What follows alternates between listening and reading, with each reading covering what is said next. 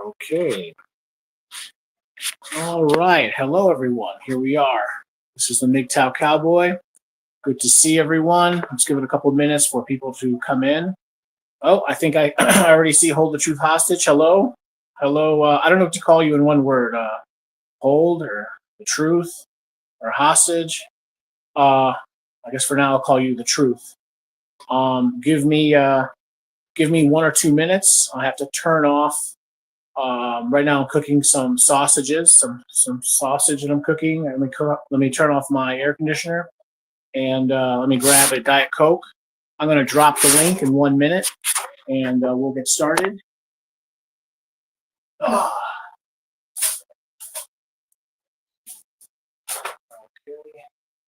I do apologize for taking so long, of course. I had to go take care of some business, and that's sort of a story in of itself. That's good. Good news. Okay, now let me see. I have to go and drop the link. Oh, okay, Tech, I see you. Awesome. Okay. Yeah, good. You figured it out.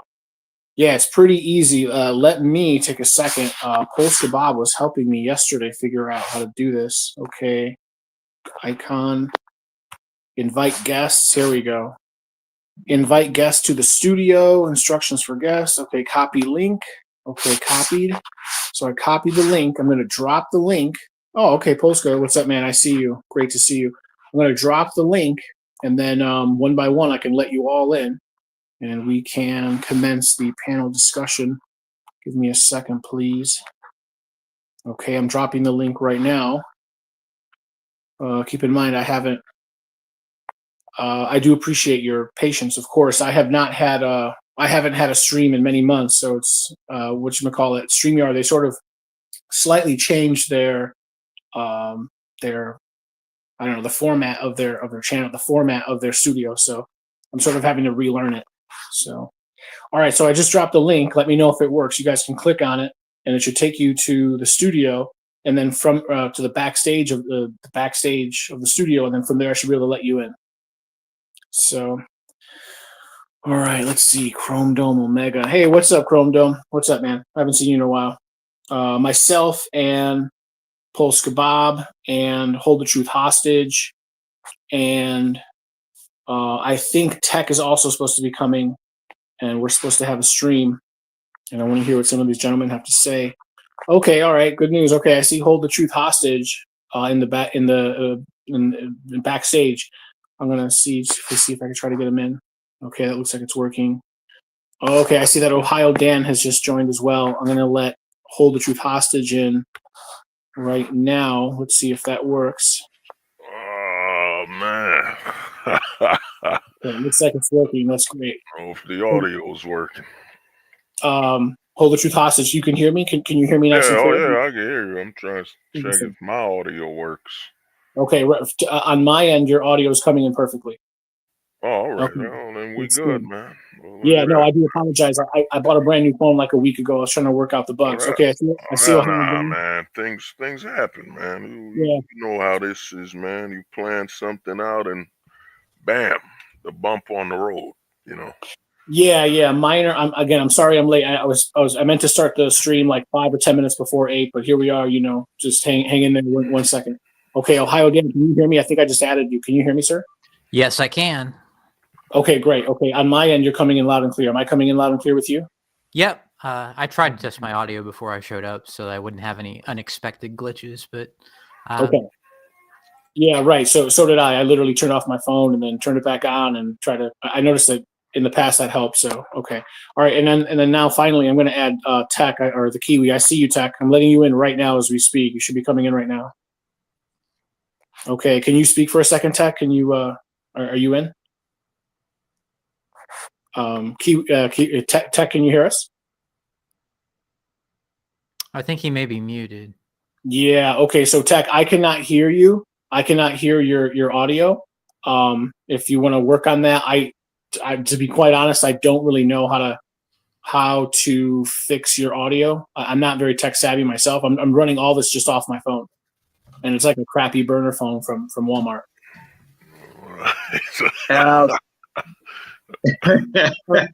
Can you hear me now?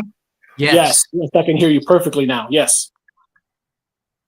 All right, cool. I took the earpiece headset thing and you me jig off. So yep, there we go. We're golden. Awesome. Okay, good. We're good to go. Again, I'm sorry. I meant to start at 8. It's 10 after 8. I'm sorry, but just thank you all for your patience. How is everyone? What's new and exciting? Take it away. Who's going first? Hey man, I'll go first, man. I'll say, man, we head into a new era, man. 2026 is coming, man, and been making that content. What is it? Full-time ghosting for a while about the side effect of men basically stepping away from society as an option, and we're seeing it.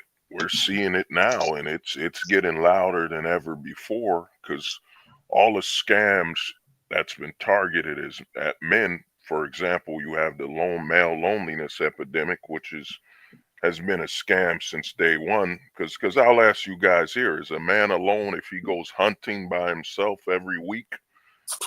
We men naturally do things alone anyway. So, man, it's happening 100%. where bro, the side effect of the scams are happening. Even to wrap it up quick, because we'll talk about more. Even the narrative of 45% of women will be single thing. They don't get that. That's a challenge for the men of today. For the men of today, 45% is too low. So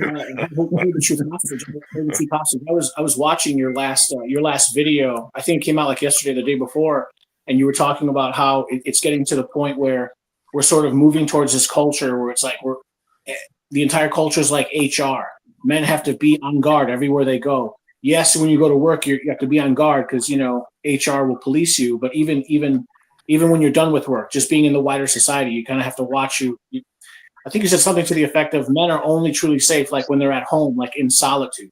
Oh yeah. Well, what's happening is, man, and I said this years ago, but you know how it is when you stream so much, like we make hours of content that people forget or you yourself forget. But years ago, I've been saying, dude, men, there's no such thing as a man not working. When you're in a society that's targeting you every day, there's no such thing as a man's not working. Even a homeless man has to be careful what he says. You know what I'm saying? He has to be careful if he says something that isn't sexist or, misogynist and all that stuff. The only time we're safe and free is at home or we're hunting or something like that. When we're away from the society, the system as a whole. You're going hunting, trials, trails and all that stuff. But anywhere out, man, you're in the road, anywhere you're at where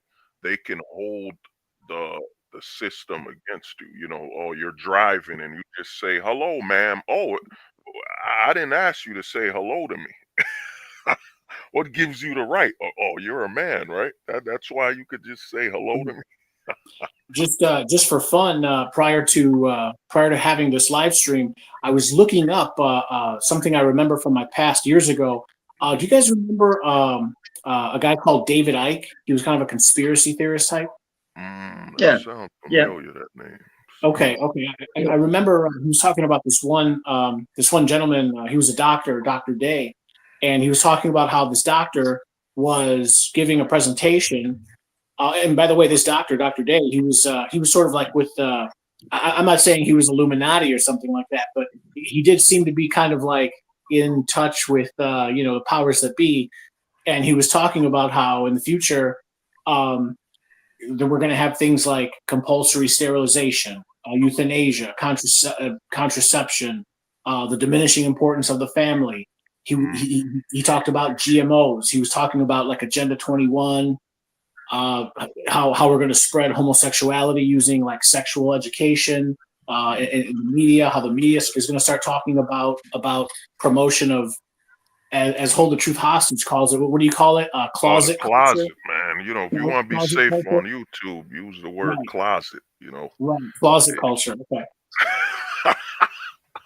do you guys Ohio Dan, do you see that as well in the media? I'm gonna throw a curveball in here for you guys. This was all done in Germany in 1920 and 1930, leading up to the Second World War. The weaponization of women. It was very, very interesting. Yeah, well, they've done this stuff before, so it's pretty interesting seeing how when you research history in regards to what happened in the Weimar Germany during the 20s and the 30s, you're seeing the exact same thing playing out in Western society, in the United States, New Zealand, Australia, Canada. You're seeing the exact same thing playing out, and they brought it through the back door via feminism. And if you actually study what the weaponization of women leading up to the Second World War in Germany, it's very, very interesting. That's why you can see this stuff going on when you actually because there's nothing new under the sun sort of situation. So it's that's why I've been single for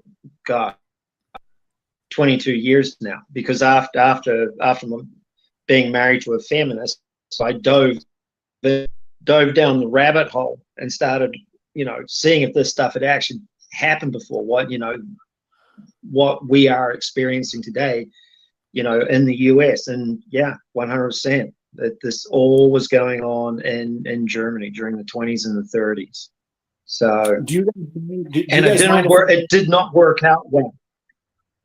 Right. What's that? Do you mind if I go around the table very quickly and give everyone like 1 minute or a minute, 2 minutes to sort of speak and introduce yourselves, and sort of, if you want to say like, what, how did you come to this point? How did you come to become a red pill or black pill, whatever you consider yourself? I consider myself a MGTOW. Ohio Dan, can we start with you?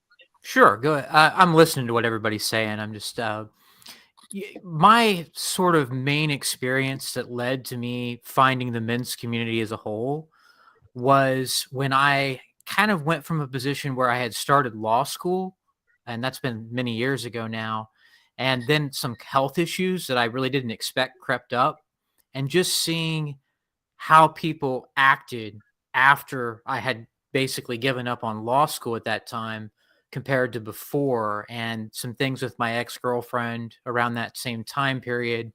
I really knew that there was like a huge piece of the puzzle that I was missing. I didn't know what it was, but the way that I found the men's community was just sort of dealing with how people will see you as a utility in that situation. And when you can't perform as a utility, the way that they treat you is completely different in a lot of cases. And I didn't know what was different. I didn't know, my ex-girlfriend acted like she was supportive and whatnot until a better option came along. I just didn't understand what was happening. And so that sort of wanting to find the missing piece of the puzzle led to me eventually finding the men's community and really having more of a MGTOW perspective on things, and realizing how difficult things can be if you're a guy, if things don't go your way, basically. Okay, so is it fair to say, Ohio Dan, that you, I don't want to say you suffered a fall, but you, as you describe it, you were in law school, or it seemed like you were aspiring, you were going to be called to the bar, as they say, and then it didn't work out for whatever reason. What you experienced some sort of rejection from your then girlfriend? Is that sort of what brought you to sort of the realization that there's men's issues, men's grievances? That's pretty much right. Especially from the standpoint of one of the first videos that I found was from TFM about how women love differently than men. And I didn't understand that at the time. I didn't realize that, a woman can say that she loves you and mean it. And then as soon as her feelings change because you can't do the same things for her, then all of a sudden that changes the whole dynamic. So yeah, that kind of discovering how people will treat you differently when things are not going well if you're a guy, because you're a human doing and not a human being, basically, according to society.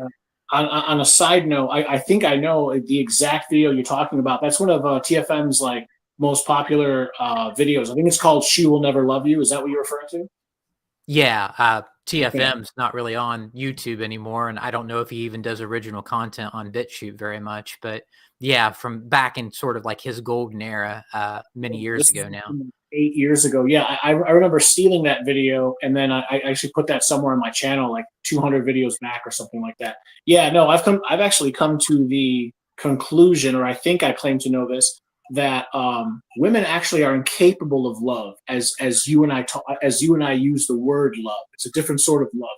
It's love based on performance. It's not really love. It's not real empathy. It's and like that goes back to I think if my understanding is correct, we have different brain chemistries, and of course our brain chemistry is informed by our genetics and all that. So I mean, it's almost like we're a different subspecies, men and women. That's how I look at it. But I'm sorry. Moving on. Yeah. Hold the truth hostage. Can you give us a couple of minutes and just tell Oh yeah, everyone who you are? Talk about your channel. Talk sure, about sure. how did you come to the red pill, or you consider yourself red pill or black pill or Well, ghost nation? man, I'm you know, full-time ghosting philosopher. You know, I've come to look at the pills as basically a way to read your fellow man. You know, uh, because we've done external studies. You know, we look at dinosaurs, we look at, you know, nations and all that stuff. But where is the study to look at your fellow man and say, I know his limitations based on how will he move in society? But for me, I arrived in the manosphere around really the Reddit days, man. I was on Reddit in the MGTOW section. Somebody showed it to me, and I looked at it and kept looking. But you know, I was never a fan of marriage with the government, but I was ignorant to it. I used to believe, you know what, I'll just get with the woman, you know, no ring, no government, and I'll be safe, you know. But then when I got in the manosphere, did more research, and you know, I've always been a holistic thinking type of guy, and then I started adding it up. Then I started jumping on some, you know, MGTOW Reddits. I jumped on some YouTube accounts. Then somebody C.1 saw me in, you know, Coach Greg Adams and told me, "Yo, you need to make your own content. You need to hop on and do it." And then I started talking, and I've come to learn, man, a lot of the stuff we're taught, like, you know, like how you said the women love differently, we got to understand that's not a negative. You know, the problem we have is that we're in a society where we live in a society where the women are processed. You know what I mean? I once interviewed a woman about birth control. You know, the first um, subscription was birth control. A lot of women now are on hormone control just because they don't want the father and the parents to have authority. Think about it. You got women going to school right now, or you know, whether they graduate or whatever, they're on birth control. They're not even allowed to have authority over their own body. And you could say this is potentially 20, 30, 40 years where they're on a process of control. And as for the love thing, I remember seeing out TFM. We're different, man. A man and a woman aren't even supposed to care about each other the same way. We're from a different perspective. As for the love thing, it's that a lot of men, this is why I started full-time ghosting, is that a lot of men don't realize that, bro, you don't live in a country such as the West where women are allowed to be natural. You're not around non-processed women. You know, how can you expect romance and relationships in a society where they're processed on birth control day one? There is no authority when it comes to being men. You can't say nothing. Like I once told guys this, if you want, I'm gonna give you all an example. If a woman was to ask me for advice here, here's what I would say: nothing, because that's as much value my advice has in a world where, in a country where it is anti-male first to the core. I mean, even our very president was divorced over 4 times. And once he became president, what did he do to alter the laws? Nothing, because they're trapped on that treadmill of just following what this system wants us to be, man. You know, you're not in a country where there's not a man here that could say I've dated, unless you're older. If you're older before birth control, but if you're after birth control, there's not a man here on this stream that could tell me they've dealt with an organic woman, a 100% not hormonal processed woman. You can't say that in the United States. If I may interrupt you, what do you call yourself? Do you call yourself a red pill, black Oh pill? nah, man, I'm just full time ghosting right now, man. You know, it's just, you know, I'm looking at telling guys that, bro, we're living in a time of relationships, romance, all that stuff. A lot of that is fiction, and there, you know, I've seen TFM, I've seen all of them where they. Why would we be angry? Like, I'll ask people here, are you upset that the Tooth Fairy doesn't exist?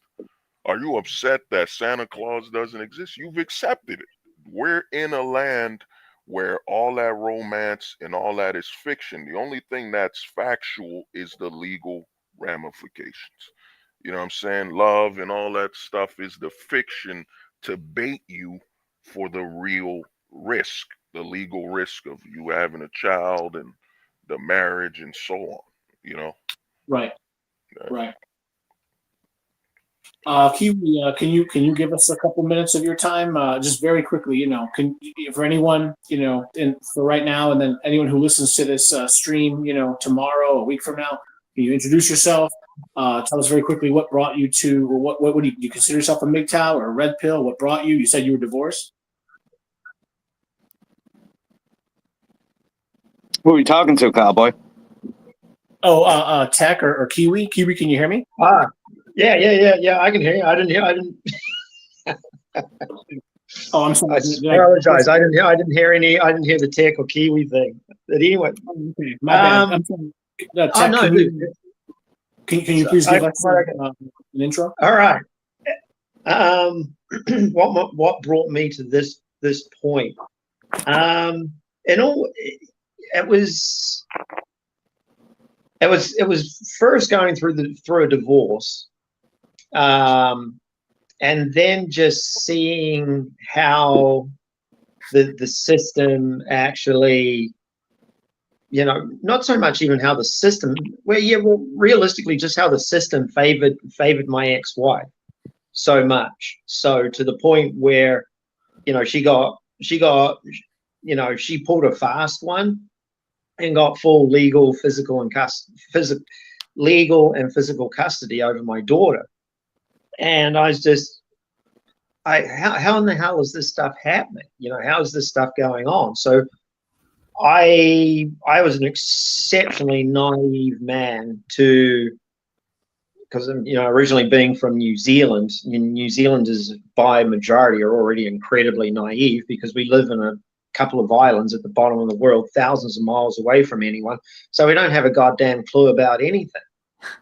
So, and we don't. I mean, New Zealanders are one of the leading nationalities of people that get in more trouble overseas than any other group of people on the planet, believe it or not.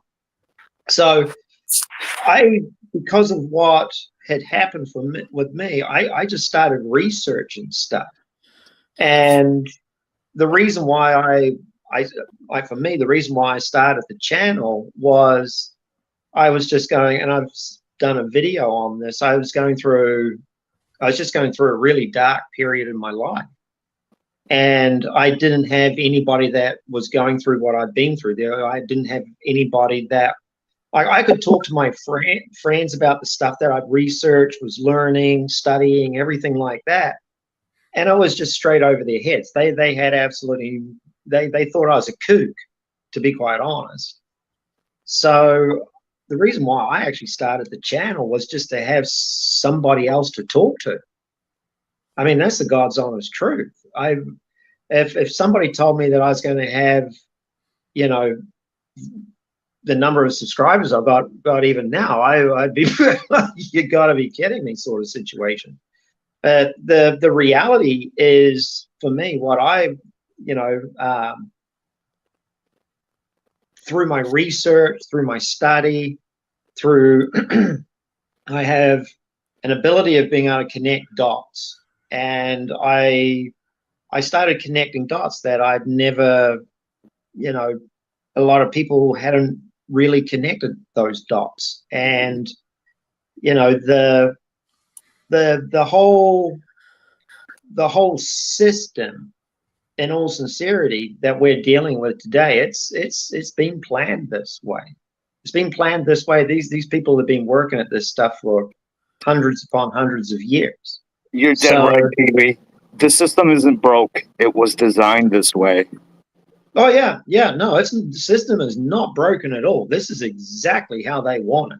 Exactly how they want it. And that's what I try telling the subscribers is like, these individuals, they study, they know this esoteric stuff. They know all this numerology. Like JP Morgan had a saying, and it was, millionaires use astrology, billionaires use numerology. But if you bring that up with a lot of people, they think you're a kook.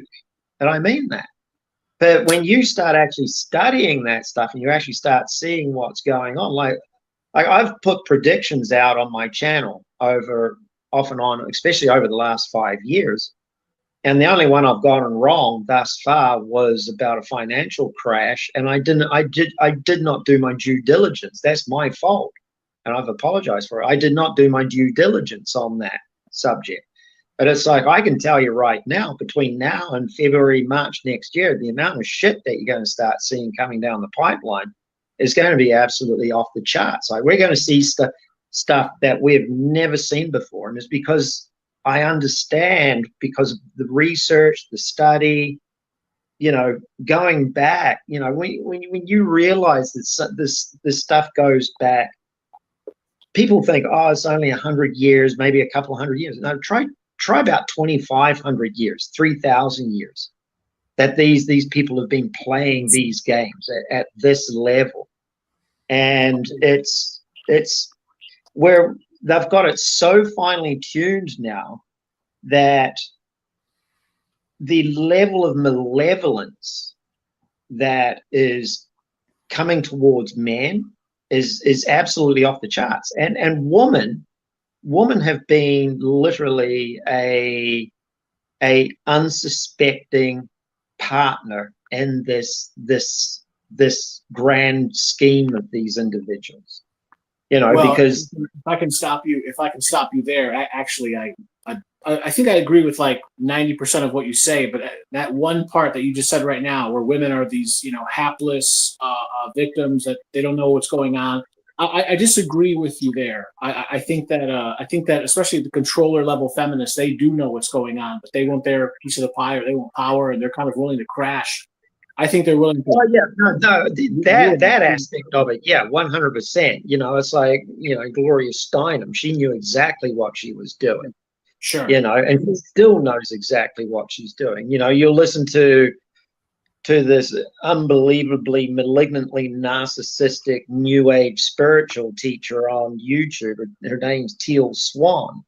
There's an incredible example of somebody who, my money is, in all honesty, she's an oracle for these Illuminati types, because you can, she throws out the same poison as what Gloria Steinem throws out there. I want to give you guys an example of what Kiwi. Should I call you TEK or should I call you Kiwi? I actually don't know.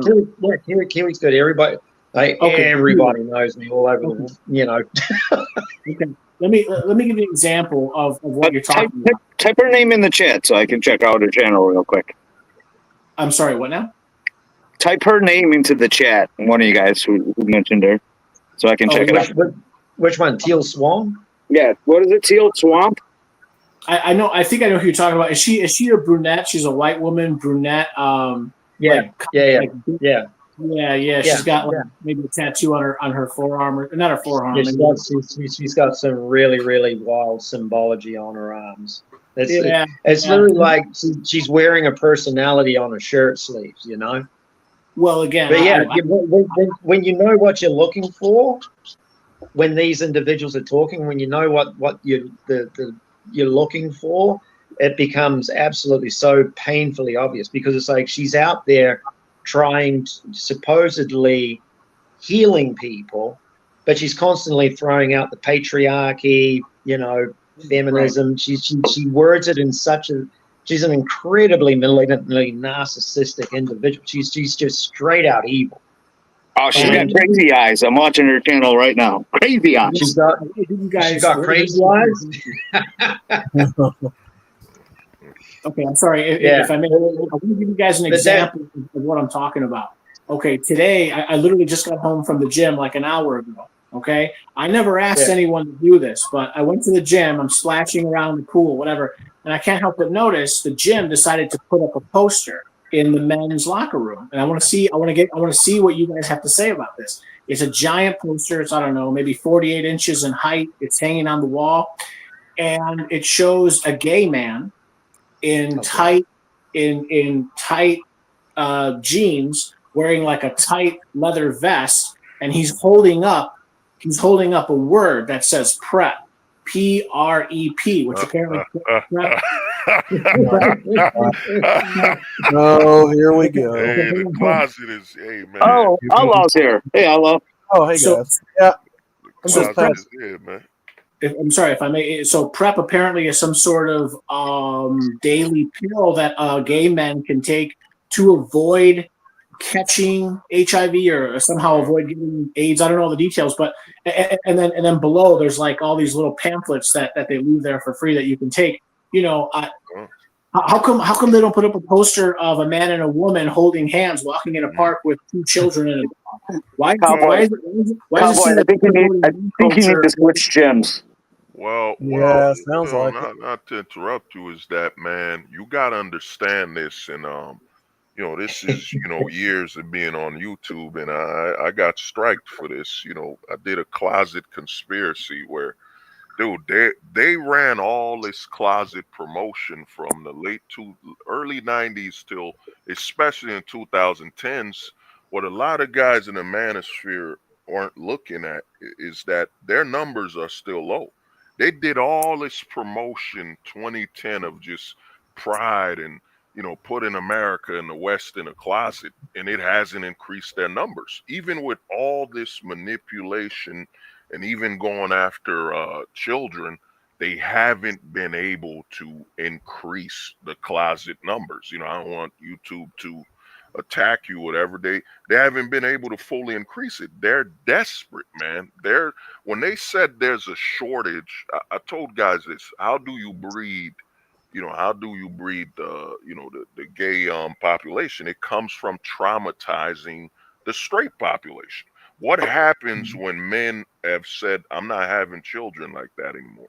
You decrease the amount of stock available for them to traumatize. This is why they've switched their plan from going after boys in high school, because they know by high school you've already made your choice on staying a straight path.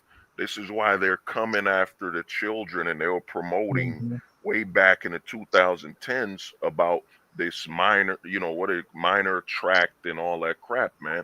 You're 100% on the money, dude. You are. You are. It's unbelievable. Yeah, because they're young and malleable. Their minds are impressionable. You can mold their minds straight out of childhood, and most often they'll never change their ways after that. That's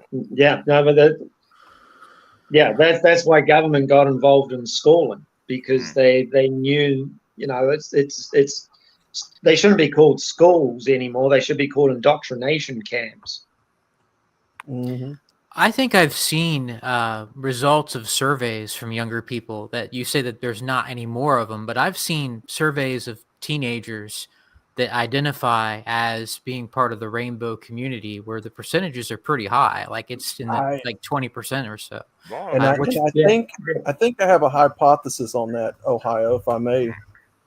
Sure. If you study, and I keep track of this stuff like to an extent, if you keep track of all of the estrogen they put in a lot of this stuff that we drink and consume, our drugs, alcohol, food, water, and you see where these kids are spending most of their monies, which is the fast food joints and, junk food and all that. it stands to reason that a lot of it could be from all of the chemicals being pumped in these foods that we're eating, kind of making these kids feel like they're confused. And because I don't think it's organic in the slightest. Well, and I think a lot of it is just the propaganda in the education Sure. system, is my thinking. I mean, that could play a role in it as well, dietary Sure. type of stuff. But I have seen ridiculously high percentages of that. And plus, if you identify that way, right, there are perks involved. Like it's actually beneficial in some cases to identify that way now, where, it's like it's the cool thing almost because of the propaganda. So I don't know. This is I've heard trade. some surveys of incoming freshmen at state universities saying like almost a quarter of them identify as whatever non-binary or some sort of LGBT. Have you guys heard this? Yeah, that's the type of thing I'm talking about, basically. Well, another thing, not to interrupt you, is that you got to look at that. The generation, the Zoomer generation, is far less than our. If you're a millennial, than our generation, which the millennials were less than the Gen Xers, and now the Gen Alpha that's coming up, they're less. They're running out of people. And another thing we gotta take look at is that I think we're over what is it? They passed no fault divorce in '69. We're potentially over 40, over 50 years. My math might be off. Over 50 years since no fault divorce, where the predominant figure in the household is a woman. You know what I'm saying? A lot of sons are being feminized and emasculated and so on. There's a slight increase, but there's still less than a whole percent of the country. I even think a reason they were bringing in a lot of illegals in America was they were trying to reinfuse and increase that closet number. You know what I mean? There's not enough of them. They did all this work for over 15 years, demonizing the straight male to the point where, you saying you straight is offensive. You know what I'm saying? But the numbers haven't increased, man. You see some of it because they get more coverage. There's a lot of YouTubers we know that are in the closet. Your Mr. Beast, your I Show Speed. Like if you look up I Show Speed's profile photo, you will see they have a signal. What I've been telling some people I talk to is that we have what I call the closet field. What they do is you get closet plants. They plant certain people. They bring those plants together. You get the closet garden. Then you get the closet field where there's so many of them spread out from YouTube to, television and everywhere. I mean, it looks like there's a lot of them because the TV and the films and so on doesn't promote the straight male anymore. Hasn't for a long time. Demonizes it. Yep. Like I said, it was going on in Weimar, Germany, during the 20s and the 30s. It's just history repeating itself. And they've got a far greater access now with these devices. Social media, phones, everything. But Yeah. I have a feeling it's all going to. I mean, it's all going to come unraveled. I mean, it's going to get really. Yeah, I think. I think it's going to get pretty interesting. It's gonna collapse at some point because you can see it already. I tell people over on my streams all the time, I think the future they're heading towards is more sperm banks because you can't outright force men and women together. So I think they're going to start upping the ante on these sperm banks here pretty soon if they're not already. Well, bro, not to interrupt you, man, is that dude, the numbers of guys donating. It's like, for example, they did the math for the black community. The black man is less than 5% donation. I think I'm not 100% sure of the others, but guys aren't donating anymore because 2010s, they can come for child support through that donation. So men have seen that your seed is the ultimate tool to weaponize against you. You know what I'm saying? It's not about a divorce and, you know, those things happen, but to weaponize a child, the government can extract resources from you for Right. 18 to 21 years, man. Guys are no longer, and the numbers are dropping. They say by 2030, but we're already there. We're already at 45%. Well, when I say that, what I'm talking about is I think that, you know, and you're right, a lot of men do see through it. I think they're going to like make it to where they'll try to pay you a lot more than what they probably normally would, or like they'll entice you some way, right? You know, give you benefits or something. I think that's just my personal thoughts on it.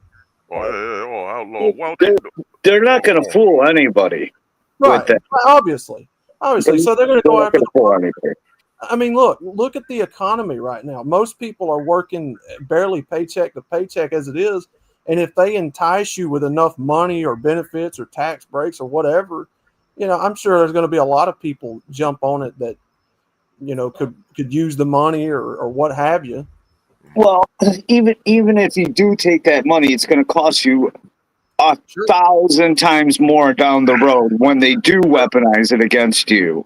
Sure. Because they will.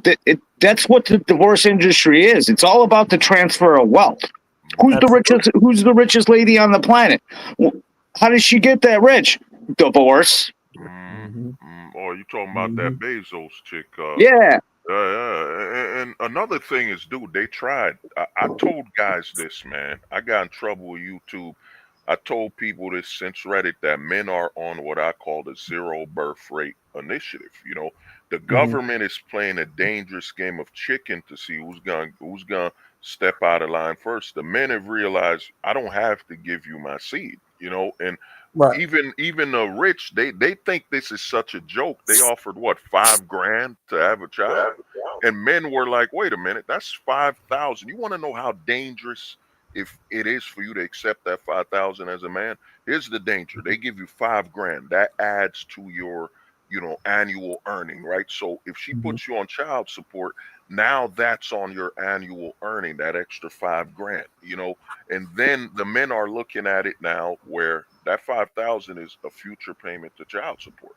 It is not working, man. The government, in all honesty, can't offer a man $100,000. I don't think men in mass would take $50,000 to have children, because they'd look at the long-term risk of that and going to jail and so on. Like, you know how the manosphere used to be, well, they're taxing us for being single, but dude, 15% tax on being a single man, or potential prison time for missing one payment or paying too much for child support.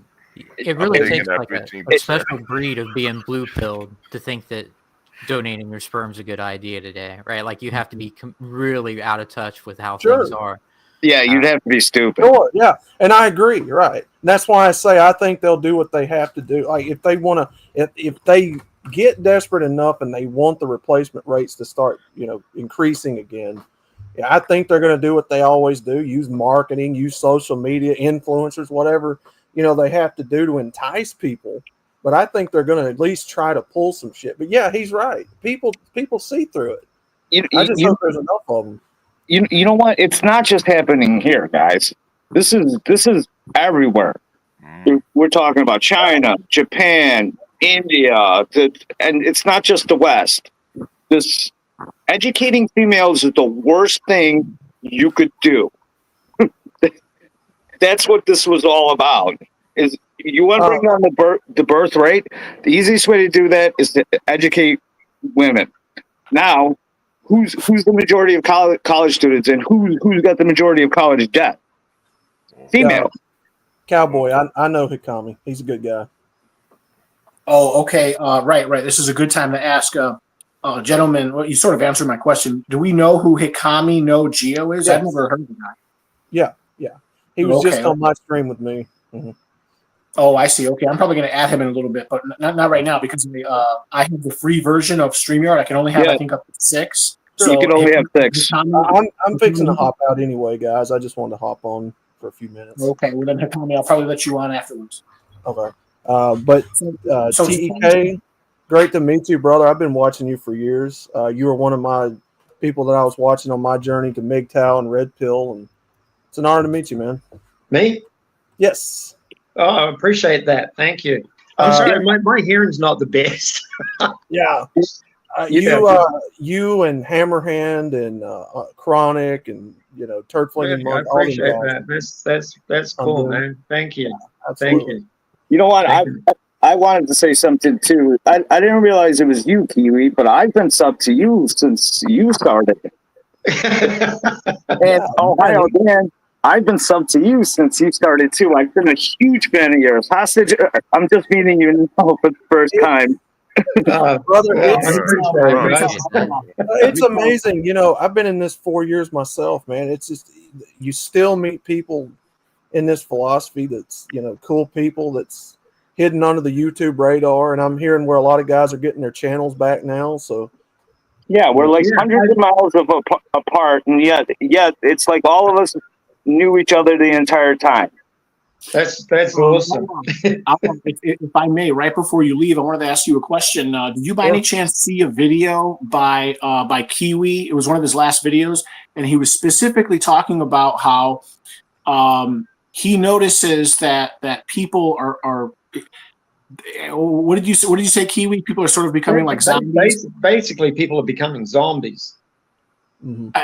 Have any of you? I guess I can ask all of you this. Have you guys noticed like people's driving skills have gotten worse just in the last like 5 years, like 10 years maybe, especially like the last 5 years? Since 2020, people's ability just to navigate life has gone down the toilet. Like people walking through the supermarkets, people driving, today. I could not get over the driving on the road today. I mean, what was going on just coming back from work was just absolutely mind-blowing. There's a very simple answer to that question. People are on their phones now. They're on their phones. Even in the supermarket, man. Like if you can be. I've had so many people just. I cannot make this shit up. I literally walked into Trader Joe's about a year ago, and 90% of the people in Trader Joe's were just standing there looking at me walking into the frickin' store. And I stopped and I was looking at everyone. What are you like? What's going on? They were literally like zombies. They just had stopped and they're holding onto their carts and they're looking at this person walking into the store. I'm like, what in the hell is going on here? Yeah. And so it's not just people on their phones driving, but it's and a lot of the people, because I have a truck, so I can look down into people's vehicles and look at them like, Whiskey Tango Foxtrot, what are you doing? And they're not on anything. They're looking straight ahead, holding on to this. It blows my mind. Blows my mind. Well, I'll tell you what. I'm guilty of it. I listen to YouTube videos while I'm driving. I listen to them. I don't watch them. I listen. Yeah. No, I do the same. But I've got another video that I'm going to be putting out here soon, and it's going to be about how the United States government, in conjunction with the Department of Defense and DARPA, actually many years ago, they were funding research in regards to how people, how they could stop people from connecting with what scientists call the God gene. And it'll be a really, really good video for food for thought. I mean, you guys say that. I kind of think it goes down to, you think back in our day, and I'm only 37, but think back in our time before all these internets and phones came out. You weren't put on such blast in front of society everywhere. You didn't really have as many cameras. You weren't being surveillanced everywhere at all times. And I think what it gets down to, for me, in my opinion, I think a lot of it's just people are scared to make any wrong moves in front of cameras and get virtually blasted and get socially rejected by everybody. I think they're scared of social media deep down. Well, I'll say this, not to interrupt, Outlaws, that we got to understand that introversion is now survival. I saw it happen during Conan 19. I don't trust that YouTube will allow you to say, the C Right. word. I still don't, since Susan was alive, I was trained not to say that word. But Yeah. they've trained everybody, dude. 3 Mhm. plus years of, where I'm a millennial, 37, so I'm used to not going, outside or not phones or certain. I'm used to freedom, but Mhm. you got a generation during Conan 19 that were quarantined for 3 plus years. Some just graduated high school or whatever, were serving that time of just listen to the government, don't talk or contact anybody.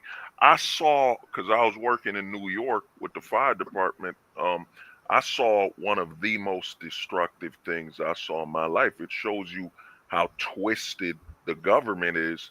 I saw Mhm. some kids playing with a mask or being told, don't talk to your friend. The parents were separating their kids from each other over this Conan 19 quarantine. You know what I'm saying? Think about that. A kid is stripped from their friend and being told, don't go outside. And then add in the kids that were older that were already introverts. They're like, man, I was an introvert. I was avoiding people. I was right. I was right Mhm. to not socialize with anybody. This is about survival. You know what I'm saying? I should stay away from other people. That's why you see this zombie thing where they're walking and no one's thinking about talking to one another or Yeah. anything like that. It's 3 years, Oh, 3 plus years of quarantining, man. well, You know the what they did to those kids with the masks is fucking criminal, because not only did they stunt their growth, but they also lost the ability to read facial expressions. They never Mm. developed that. And Mhm. Oh, every wow. one of those kids is fucked up because of that. Yeah, yeah, yeah. Very quickly, if I may. Speaking of stunted growth, I just saw Post Kebab on his birthday a couple weeks ago. Post Kebab, What? Fuck off, cowboy. listen, wait, Post Kebab used to be the same height I am. We used to both be 5'10". Now he's coming in a little shorter these days. Have you noticed that? Cowboy is like 300 pounds heavier. Oh, The last time I saw him. oh my Well, god. I just very quickly, I don't know who it was. It might have been Outlaws. Oh, They're dousing us with chemicals. There's chemicals in the water and such. Atrazine or whatever, making the frogs gay. Maybe all that vodka is slowly, whittling away. Well, I mean, look, there's something abnormal about. Okay, you take McDonald's or you take Burger King, whatever you want to take, right? There's something abnormal about when people eat this shit in excess, and you have, young boys developing breasts, which is abnormal for young kids, well, boys. And all the junk and the snack foods. You do it like a deep dive study into what's in all this, right? You go to the store and a box of Kellogg's fucking cornflakes has 37 ingredients Yeah. in a box of cornflakes. It's like, that's not normal by any stretch of the imagination. Processed cheese, edible product, margarine. It's all fucking poison. Yeah. Yeah, it's a good thing RFK is getting rid of that shit. They got rid of the Red 12 that is fucking basically illegal in every other fucking country. Canada, like, you can't even buy that shit in Canada, and they won't even accept it at the border. They'll burn that shit. Yeah, a lot of our ingredients are illegal in other countries. Yeah. Yeah, GMOs. I brought up a couple minutes ago this gentleman, or I use that term lightly, Dr. Day. And remember, I learned about Dr. Day from David Icke. Dr. Day, he was a professor, but he was also a medical doctor. He did a lot of work, I think, at Mount Sinai. But guess what? He was also, what was he? He was on the board of directors of Planned Parenthood. Have you guys ever heard of Planned Parenthood? He was an open eugenicist. Yeah. Some people think that the ultra rich or the whoever you want to call it, we can get into that too. Who runs the world? Is it white people? Is it the Jews, the Illuminati, the Jesuits? I don't know. But whoever it is, these people controlling who are in top control. some people think that they're purposely putting in chemicals. They're adding, whatever. Who is it? Alex Jones talked about, was it atrazine making the frogs gay? Do you guys think Turning that? the frogs gay. Is that what's going on? I'm gonna tell you something, bro. And I remember when I left YouTube, I had to say this when I left YouTube. I was on Rumble before, I realized bots on Rumble. But a lot of guys need to understand, and this might scare certain people watching this stream, but you have to understand. And I even tested with AI, asking it, dude, we're part of the surplus. You got to understand that the country has a minimum population requirement and a surplus. Right now, I did a research, I looked it up with, the AI told me, yeah, if you got 50 million Americans, you could still run this country. That potentially means over 250 million Americans, you're a surplus. You know what I mean? Can literally run the world. You can literally run the world with 50 million people, the entire world. Yeah. Dude, Yeah. we're a surplus, man. And once you realize this math, you start asking, okay, the only thing with the minimum population is, there's certain ways you could enter the minimum, maybe make 100 billion or, Elons and certain people you could join in to be guys, minimum. it was on the Georgia Guidestones. I mean, they wrote that shit 12 feet in concrete that the first thing to do is to maintain a population of 500 million. That's all they need to run this entire show. Yeah. We are at 8 billion people. That means they want to kill fucking 95% of everybody. Well, when you understand what he's talking about, then every bit of this starts to make sense, especially from the MGTOW side, right? It all makes sense. All divorce and the abortion rights and all that stupid shit. Yeah, all of it starts coming full circle, and you start understanding, really this is a much bigger picture that people's not seeing. They're trying to decrease the population through championing women's abortion rights, through all this food. It's like Kiwi said, all right? It goes back 2,500 years. It goes back even further than that. Think about the Roman Empire and bread and circus, right?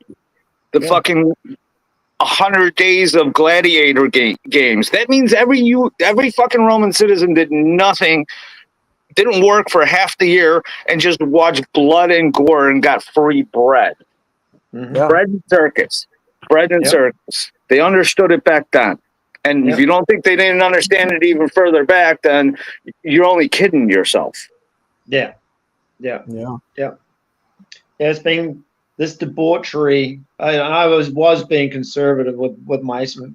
What I have estimated that it's basically about 6, based on timelines. These timelines that we transition through, there's been about 63 to 6,400 years, believe it or not, because we've actually, for want of a better term, consciously, humanity has been just tanking in the last about 6,400 years. We used to have some semblance of intelligence about ourselves. Well, depending on what rabbit hole you go down, it goes back even further. Some say 60,000 years. Yeah, the interesting thing is, it's based on like you said, what rabbit hole you want to go down. I mean, the ultimate rabbit hole of all rabbit holes is the Sumerian texts. That shit's real. That's all there is to it.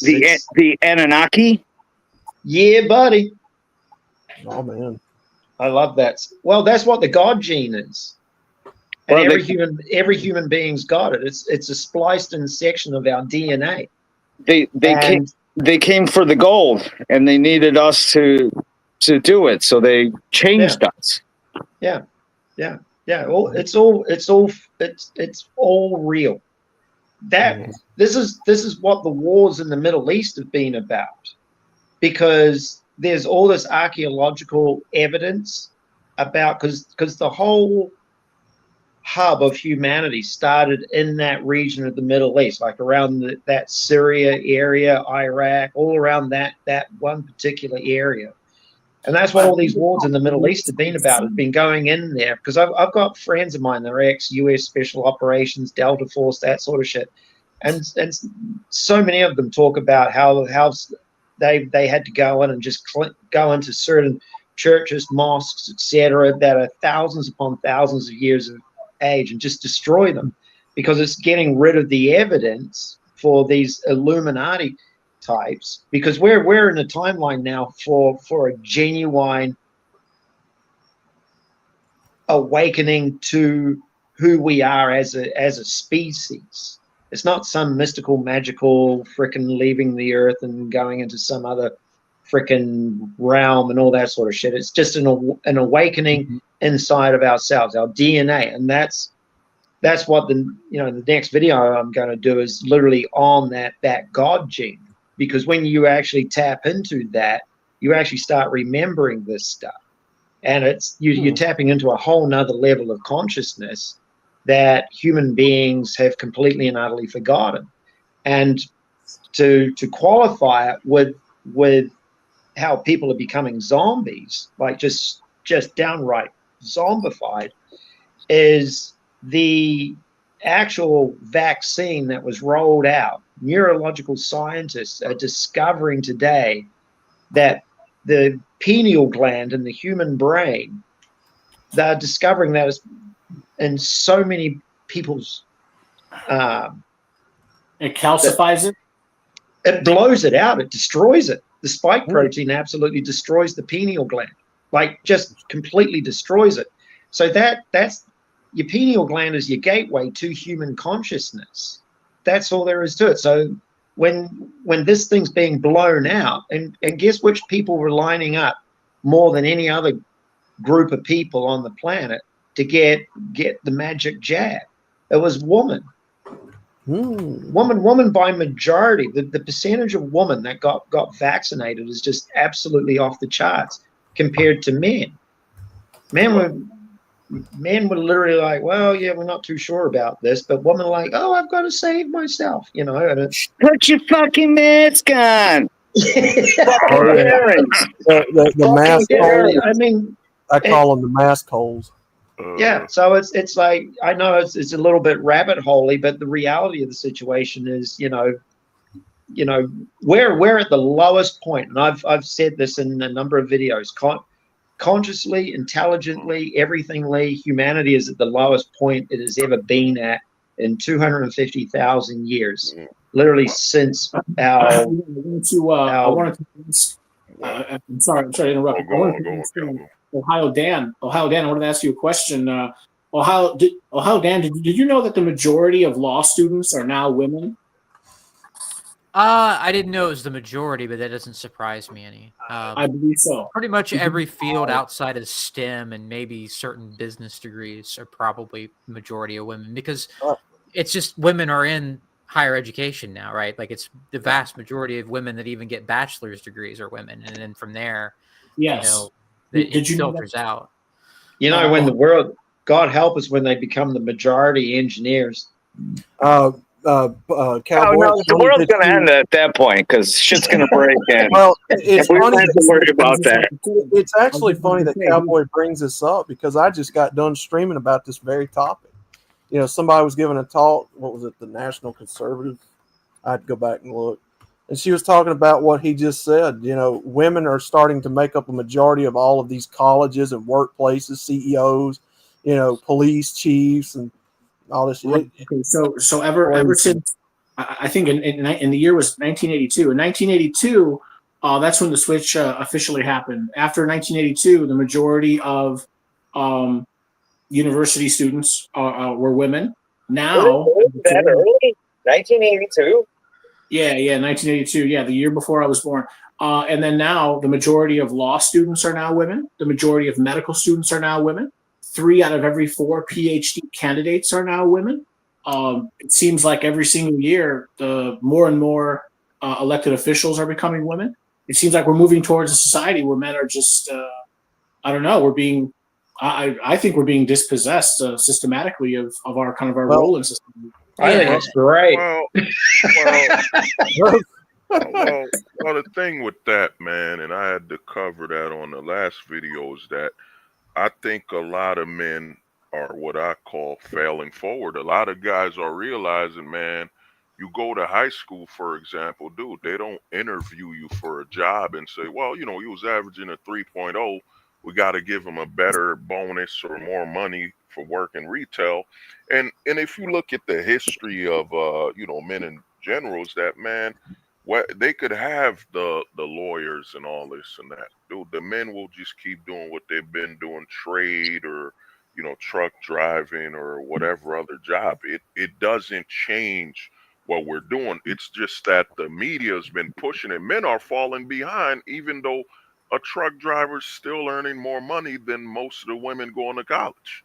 You know what I mean? It's all about creating the narrative that men are failing for just not opting into the system as their priority in life. It doesn't really matter to us. Once we've seen, like, I don't know about you guys, when I went to high school, man, they would give us these definition tests, to remember, like they'll give you 20 words. And man, the day of the test, I'll just be, let me just pick one word from each from each definition to remember. And then I passed the class without knowing nothing.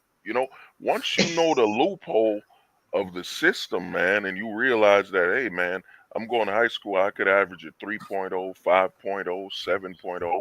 If I'm not planning to go to college or nothing like that, and even then, if I'm planning to go to community college, then the bigger college, my grades don't really need to be this super 3.0 honorable student.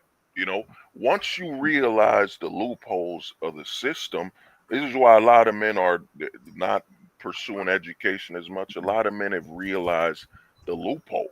They just want you to sit for 4 years and then you graduate and it does nothing for you. You don't get you don't get taught how to manage or anything in high school. You just get retaught the same math for the next 4 years. So a lot of men are realizing and opting out of the expectation of the system. And, they just keep pulling up the narrative, more female lawyers here and there, but the men are still making more money with a less education, so. That's interesting. I remember Dr. Day was saying the same thing. He said the goal in the future is going to be to try to keep young people in education as long as possible, while simultaneously they're not really going to learn any useful skills. We don't teach young people, how to open up a business or how to do their taxes, how to trade. We've gotten rid of shop in schools. Oh, yeah. Well, not Guys, that let's call it what it is. It's not education. It's fucking indoctrination is what it is. Oh, damn. Indoctrination camps. Yes, that's what it is. A friend of mine's wife used to be the professor of education for Cal Lutheran University just up the road here in Ventura County. And one of the other gentlemen was saying about how this stuff started, all this gay stuff and everything like that was starting to be pushed in schools in around 2010. I was at their place and she showed me some of the paperwork that she was being sent from the state government, the California state government and the federal government, pushing all this DEI, whatever this LGBTQ, LMNOP bullshit stuff. Hey, and I told her, I said, you got two choices.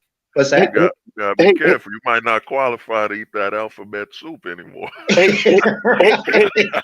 I've never been a fan of alphabet soup, mate. Cowboy, real quick, check your backstage. See if you still got somebody there. This Hikanami was in the chat, the private chat. Yeah. Oh, okay. Okay, I'm gonna let him in. I'm sorry. Thank you. So yeah. Anyway, I basically told her, I said, well, it looks like you got two options. You can hang tight and put up with this BS, or quit. And she quit. She quit within a year. She was just like, there's no way I'm going to deal with this stuff. And good for her. Yeah, she actually quit, and she's a stay-at-home mom now, and she actually she started a whole homeschooling deal. So she's actually she's doing a phenomenal job of not taking part in all this. She's so anti this whole woke BS. It is phenomenal, and I can quite honestly say I've had because her husband's a good friend of mine, so I can pat myself on the back and say that I've had a huge effect on the direction that she's taken, because I would just keep on Kiwi, you stuff. turned one of them?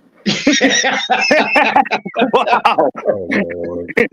Dude, I cannot make this shit up. Like, literally just before I dropped Instagram, she messaged me and she goes, "You're officially my guru now. Congratulations." Oh, God help us. God. No. No gurus, yeah, no guru. Just we're not gurus. We just see the truth. Yeah, we can see through the bullshit. You know, it's like I said, we've got these mystical, magical devices like laptops, computers, and we got these little things here.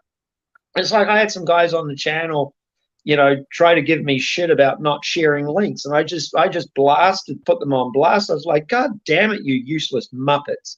I'm like, you've got a laptop, you've got fingers. You got the library. You got the Library of Congress in your fucking pocket, dude. Seriously. Let's just say you brung a cell phone back to the 50s, and they're like, "Oh my God, you got this amazing piece of technology. What do you do all day?" "Oh, I watch cat videos and argue with people on the internet." Right. Yeah, seriously. Or spend, yeah. It just blew. You know, you just like do your own research. If something's tweaked your interest, you know, go down the rabbit hole and do the research. You know, that's the whole that's all. Like for myself personally, that's always been the premise of the channel, is like not to spoon feed people. Like, you have to learn about this stuff independently. You are your own mind, your own consciousness, and what you have to do is you give people the breadcrumbs or the even solid information, and say, go. If it's interested you, dive down that rabbit hole, and whatever you end up researching is there'll be stuff on subjects that if you research that stuff, it's either going to resonate with you or not resonate with you. So that means that you're finding your own path to your own truth, you know? And the amazing thing is, it all leads to the same place. It all leads us here to the truth. Yeah. You know what? I used to say this too. Like somebody told me this. I think it was probably Sandman who said this long ago. Is you know what? You can lead the horse to water, but you can't make it fucking drink. Don't waste your time. Don't waste your time trying to red pill people. Just live your red pill life, and people are going to be like, "Dude, what are you doing differently that I'm getting wrong?" And then, like I said, you lay the breadcrumbs, and sooner or later, they come back to you and say, "I found this video. I found that video. What do you think about this?" Yeah, because I have people literally. I don't have two nickels to rub together. You know, it's one of the side effects of dying. It's you realize that you really don't take anything with you. So what the fuck are we working so hard for? Exactly. So I have literally I lived the most minimalistic, stupidly simple life you could ever possibly wish to live. But people think I'm some sort of fucking millionaire or something. I'm like, I don't have two nickels to rub together. The reason I can do this shit that I do is because I don't own anything. And they're like, what?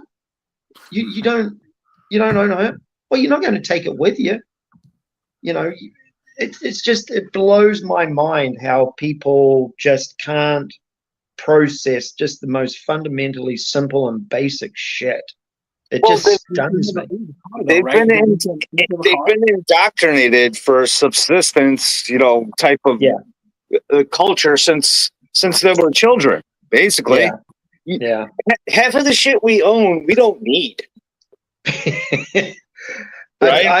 I'd say think- pretty much everything I have I need because that's all I need. Right.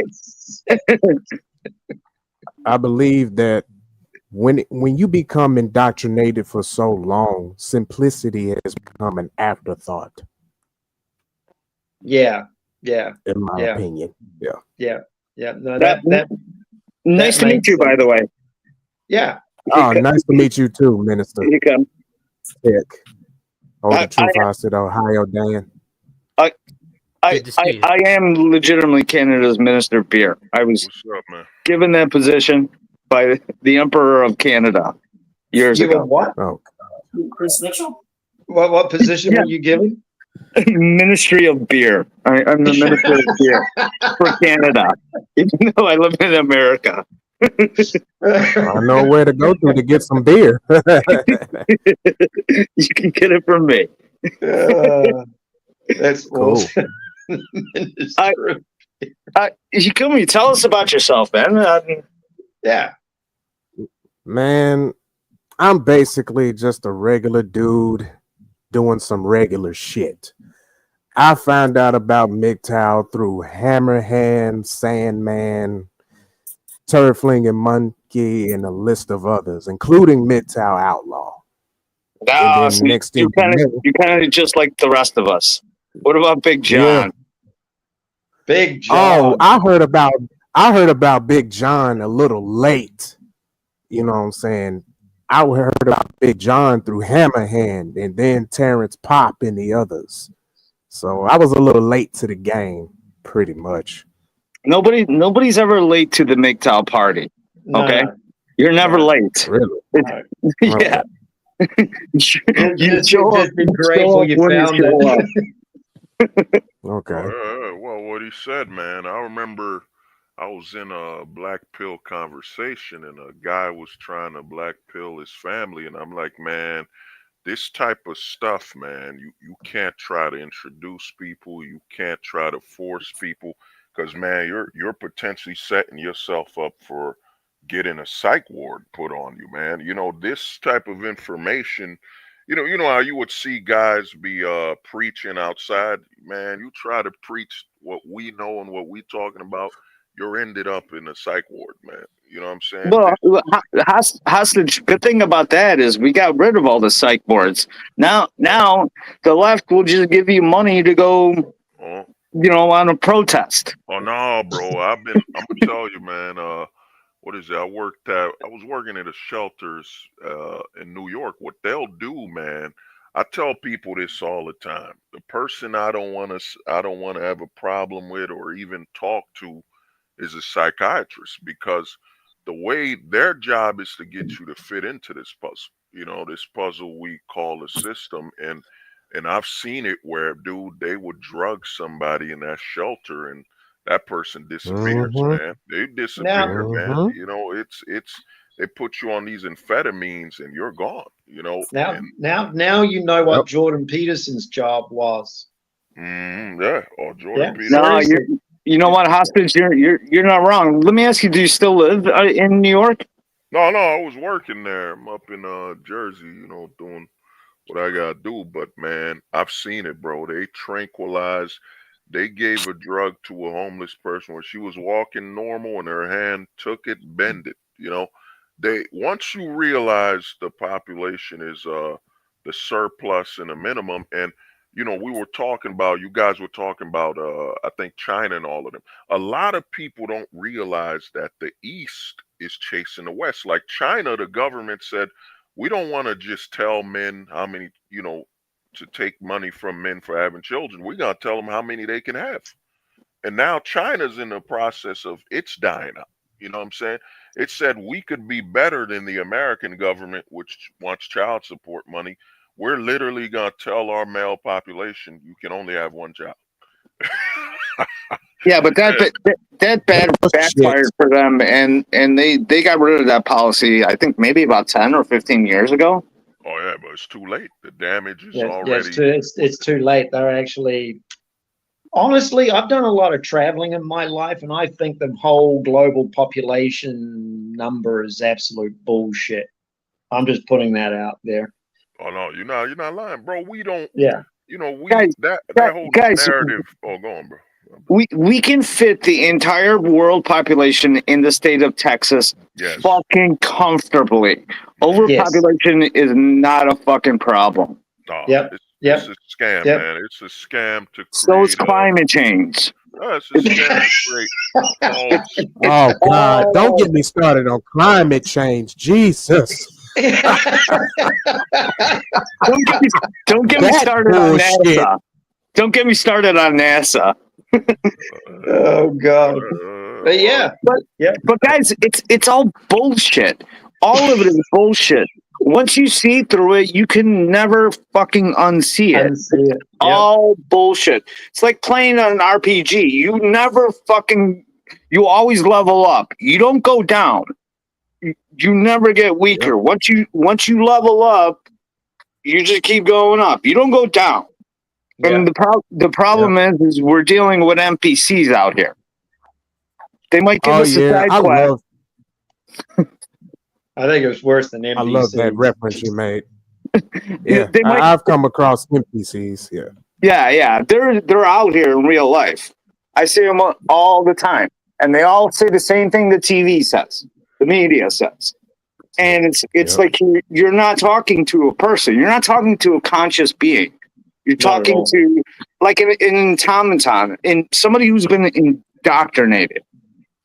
This is the word that's going to keep popping up because they're not education centers; they're indoctrination centers. And just look at the females that are coming out of higher education. That dumber than baby rocks. Right. Stupid as hell, man. It's ridiculous.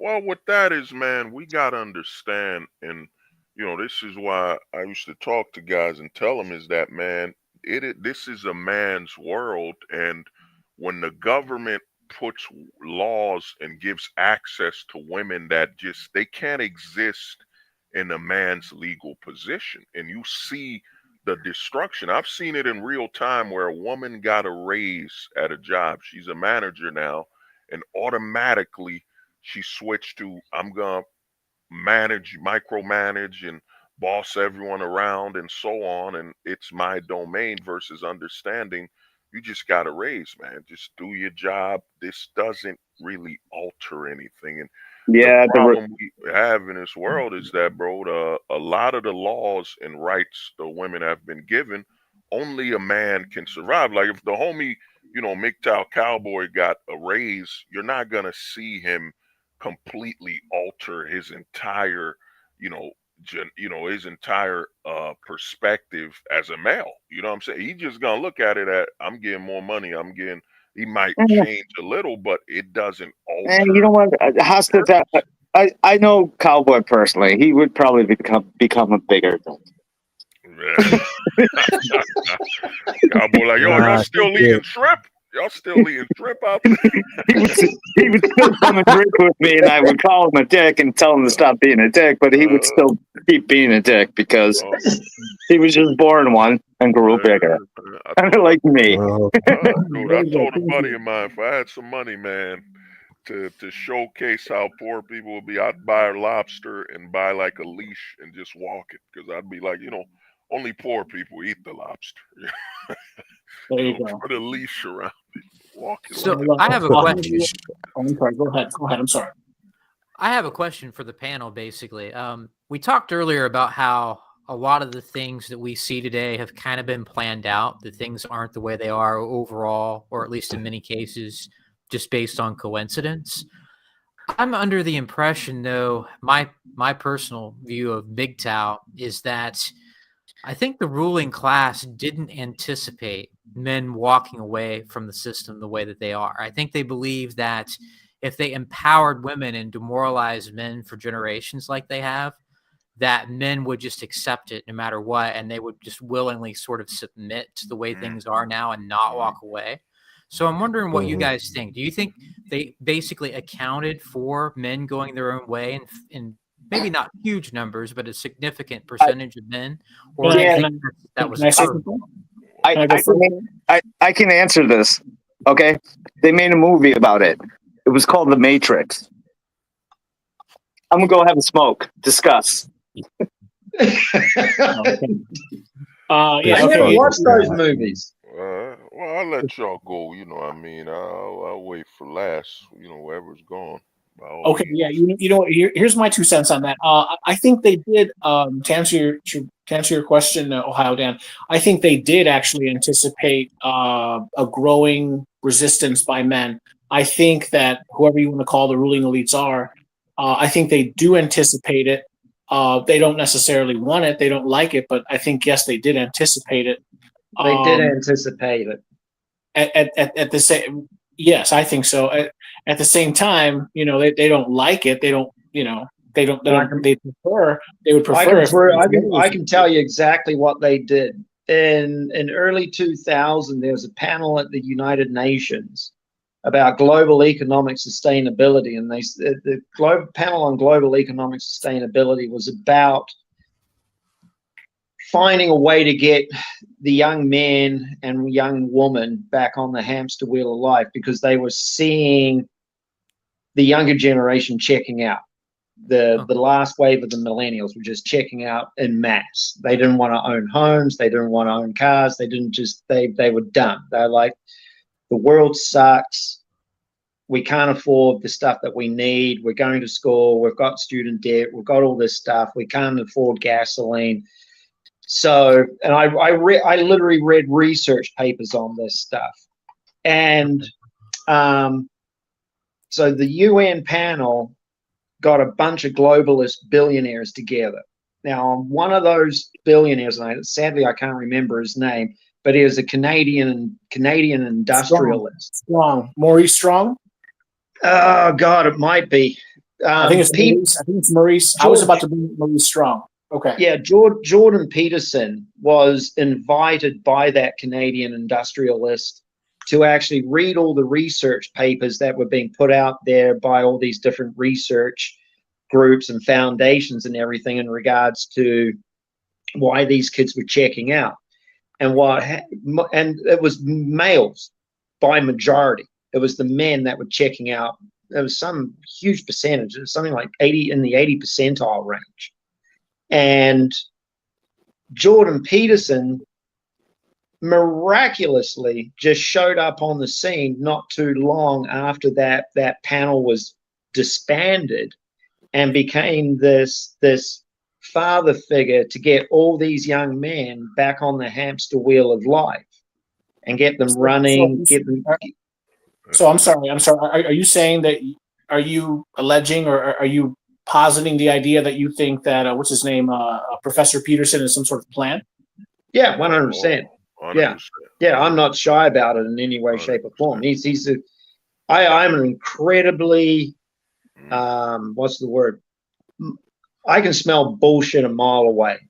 And I watched 2 videos of Jordan Peterson when he first showed up on the scene. I was like, there's something off about this dude. So I went down the rabbit hole and started researching that cocksucker like nothing else on earth. Remember when he put out the MGTOW or WIMPs video? Exactly. Yeah, and it I pulled up a remember that bunch of shit. weasels and all that sort of stuff. And the reason why he did that was to basically try to denigrate what these young men were actually doing. The last thing that these power players wanted was these young men to actually start being, jumping on our platforms, on actually, because the last thing that, a young guy, they want young men doing is looking at gray-haired guys like me going, hey, yeah, seriously, dude, the system's jacked. There's only going to be a certain percentage of people that are going to make it in life.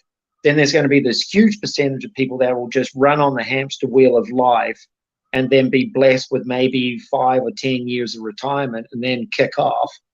And then you got the people that just, are the supposed outcasts in life that just wanted to, go their own way and live their own lives without all the bullshit of the system.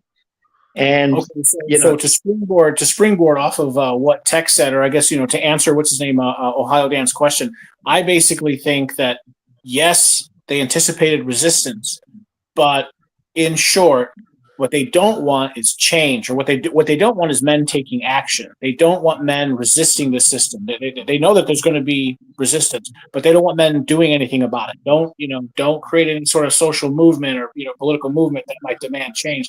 That's what I think they're most interested in. They want us all kind of sedated at home, playing video games, drinking alcohol, and then doing drugs and dropping out. You know what? To kind of go on Dan's point too, I don't think they anticipated that we were going to do it as fast as we were going to. I don't think they expected us to start MGTOW, because MRAs were 20 years before MGTOW showed up, and I started out as an MRA before I was a red pill, or during when I was a 9/11 truther and stuff like that, and then I found the NRA movement, and then I had seen that it took them 20 years and they got fucking nowhere. Right. So then we got MGTOW, we got Sandman, we got Terrence, we got all this stuff, and we developed the tenets of MGTOW, all this stuff, and it's all starting to come back now, and you see it in the videos now. All these fucking women with their TikTok videos. Why won't men fucking talk to us anymore? Why won't they approach us? Because you're fucking a liability that might land me in jail. Okay? Yeah. And I don't think they anticipated us to use their own technology against them to form as fast as we did. MGTOW took 10 years to do. And look at how far our web reaches. It's all over the globe. Yeah. All over. Yeah. You're in fucking New Zealand. Kiwi? No. I'm in Ventura County, dude. I'm in California. Oh, you're in California now? Yeah. Oh, okay. I thought you were in Oregon. I thought you were in Oregon. I've been from 2019. I went from California back to New Zealand. 2021, I came back to the US and lived up in the Pacific Northwest for 14 months. And then end of August of 22, I came back down to California. Yeah, Kiwi. Like I remember when you were back down in Kiwi. Yeah. I know how much you guys hate fucking being referred to as Aussie, because you're not. I know better. Like I said, you guys are unbehaved outside of New Zealand. Yeah. Truthfully, we really, and that piece of information that actually came from the chief consulate general in Los Angeles here. A few years back, I was talking to them. You know what? He sounds like he might have been a Marine and ate some crayons in fucking Kiwi. Whoever the guy you're talking about is. Marines and the crayons. The Marines and the crayons. To eat any flavor. No, but anyway, yeah. The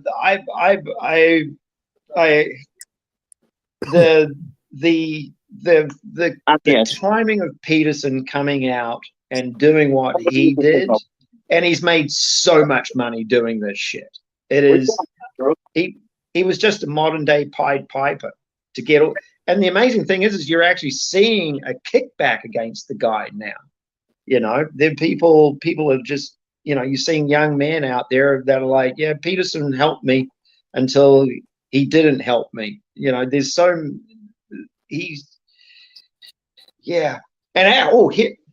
I did a video about 5 years ago because Peterson's fallen off the rails again. He's back in hospital with mental issues and all this other shit. It's really interesting. Yeah, I did literally what Peterson's going through right now. I did a video on about 5 years ago in regards to the shadow, the malevolent side of the human shadow, and how it can jump up and bite you in the ass. And that's what's happening with Peterson now. He is a very, very, very, very, very, very dark soul. Unbelievably dark Oh my! soul. You know what the worst thing about it is his fucking daughter. Oh God, please no, shut up. Like, do we even want to go there? No, please don't. Please Oh, don't. yeah, let's not. It's You know really what? weird. You know, I'm the father of a daughter, and this is how I know just Peterson's a sick fuck. He was just pimping his daughter out. He was literally just pimping his daughter out to get the thirsty young man on his freaking channel. That's all that shit was about. He's a disturbing fuck, that guy. I'd punch the prick in the face if I saw him. Well, Kiwi, he's a snow Mexican, so you know you can't trust him. What? What? We actually, believe it or not, we call them something a little more derogatory. You never heard that? You never heard that term? He got me. I ain't never heard of that term until now. Oh, dude, down here in California, I'm going to be really Canadians are politically incorrect. they're just snow Mexico to us. No Mexicans, but if you know the derogatory, if you know the derogatory term that is used for them in regards to the bean, in California here, the Canadians are called snow. Yeah. Snow beaners? I mean, Yeah. maple They don't have beans in snow Mexico.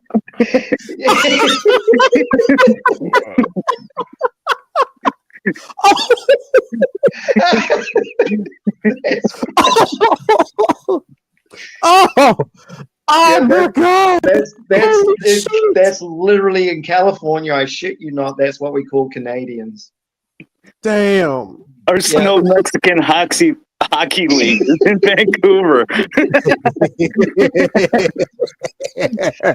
Yeah, it's the freaking snow beaners. Beaners. I haven't heard that one.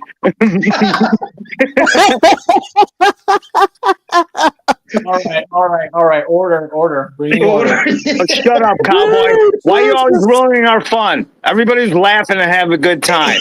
All right? Oh my God. Coming up to the hockey stage, we got this slow Mexican.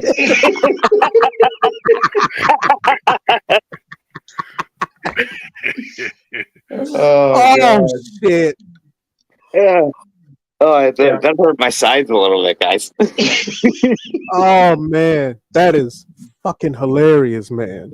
You can use that, by the way. All right. Oh, yes. No. Yeah. I'm keeping that in my collection. Yeah. It's, Oh man. I lost track of what we were talking about. it was about Peterson and Snow Mexicans. Yeah. Yeah. We'll leave them. We're about to absorb British Columbia. We're talking about anyway. we were talking about his B&B daughter, his basic biatch daughter. It's just like, well, I mean, you bring up my thing is this, man. Peterson, like Andrew Tate, they're plants, man. They're the fact that you got Andrew Peterson wearing what was it? Wasn't he wearing some type of drag or whatever and crossing his legs? And the thing is this, dude, it shows you how badly American masculinity has fallen to where we got a Canadian telling us about manhood. You know what I'm saying? We got this hostage. Some of the Hostage. He's a snow Mexican. Oh, snow okay. Mexican, maple Mexican, maple flavor. But the thing is, man, it's a setup, bro. And you see how you're telling me Pierce Morgan, who's connected to Fox, you want me to believe Andrew Tate's a rebel and Jordan Peterson, and they get a direct connect to such a big media head. It's a setup, and I'm gonna tell you, so I don't forget, is that the danger that came with MGTOW and the black pill, what I'm doing, full time, whatever. The danger was that we weren't the men's rights activists, which you got a bunch of grown men holding signs and saying, "We want you to support and change." That ain't how men activate, man. That's not how men react with the societies. They're not drafting. I'm gonna give you an example. I got in trouble for this. I got a simple quote called "Volunteers can be victims." They're not drafting you to be a father. They're not drafting you to have children. A lot of men have realized, and like I said, the system has realized that the men here, they don't care because they got a minimum population requirement. But the system here has, what's happened is they've realized that, man, the men have seen the world. Like the homie TEK is from another country. The world has opened up to men, and men have realized that vagina's global. You know what I'm saying? And that's what's really happened to the Western man, is he's realized, vag is global. And now that man is taking it that I work here, I could have a family somewhere else, And men are now adapting to what's available in the world. You no longer have to go to the army to be stationed at some other country to get some kids over there. You know what I'm saying? Men are realizing that, man, I just gotta take a flight and I'm good. Cowboy, can you check backstage? We lost Ohio Dan for a second. Oh, I see. I'll check right now. You do got to check the private chat. Here it is.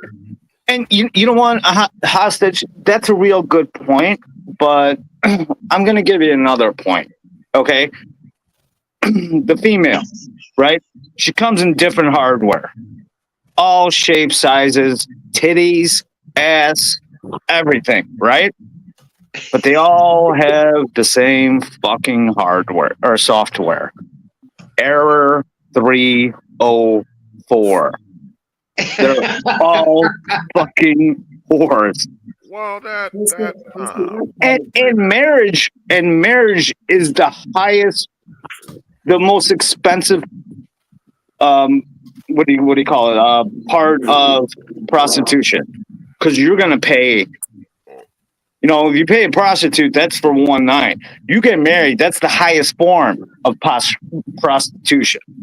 Yeah, but that came with you gotta look at the Western marriage laws. It used to be the fathers would set up their daughters with who they wanted them to marry, man. But as the system got involved, man, and seen that we can milk the men dry now, they had to eliminate the father. It's always been a sex for resources transaction. And hostage, that's not true. Like, look at Indian dowries. Yeah. It's not just here in the West. It's everywhere. Basically, women are liabilities, and their dad wants to get the fuck rid of them. Father of a daughter here. This true story. I shit you not. My daughter was 14 years of age. We rolled past a wedding gowns store in town here. She's like, "Oh my gosh, look at how beautiful those dresses are." Right? And I said to her, and I'm straight up, no. I told her, I'm like, "All right, here's the fucking deal." I said, "I'm putting this out here, right now, sweetheart." I said, "If you want to get married, that's on you. Do not," let me repeat this, "do not ever ask me for a fucking cent of any sort to help you get married." I said, "After what I went through with my divorce," I said, "I love you to pieces, but if you want to get married, that's on you. I will not have any part of it." And I said, "So find yourself a rich fucking family." It's understandable. Yeah, like straight up. And she literally was like, "Okay." And how does she do with that, by the way? She actually married into an exceptionally wealthy family in Nashville, Tennessee, and they paid for the entire wedding. And to her credit, and I mean to her credit, I thought it was freaking awesome. It was a ballsy move on her behalf. She walked herself down the aisle. What? She didn't you to walk her down the aisle? That's kind of a disrespect, isn't it? I couldn't give a shit, mate. Okay. Not if you don't believe in the marriage system. She probably goes to Taylor Swift concerts now. No. She's an exceptionally conservative woman. She have kids? No, not yet. No, she wants, her and her husband are working diligently. The Gen Zers, they're both 25 right now. They about a year ago they brought their own home. So what they're doing is they're just focusing purely on getting as much financial freedom behind themselves as possible. Well, hopefully she does what she is supposed to do, which is make 2 exact copies of her. I hope not. 2. At least 2. Well, to keep the population moving in a sane direction, if she manages to, the world will be a better place. And I mean that sincerely. Because I told her straight up, I've never beat around the bush with her, and she was not a princess. I kicked that shit out of her real fast, and I mean it when I say kicked it out of her. She'd get her ass. Yeah, I'd kick her ass in a heartbeat if she played up or put a foot out of line. And that's the problem with a lot of these young females. They've never been disciplined. They've never had their asses spanked. They don't know the strength of a man in any way, shape, or form. Can I ask you a personal question? Yeah. She knows you're MGTOW, right? Yeah. Okay. Does she subscribe or watch your videos and stuff like that? I don't know if she's ever watched the video. She knows I've got the channel. I've never hidden that stuff from her. She actually phoned me earlier this month, and she requested that I back off on my rhetoric in regards to women. And I was like, well, until females actually start proving me wrong, I might have a hard time with that.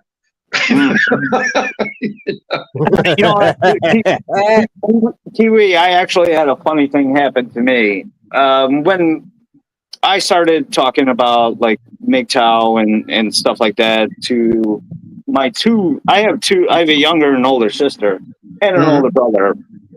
And I mentioned about that. And they were like, oh, whatever. They had that first female response.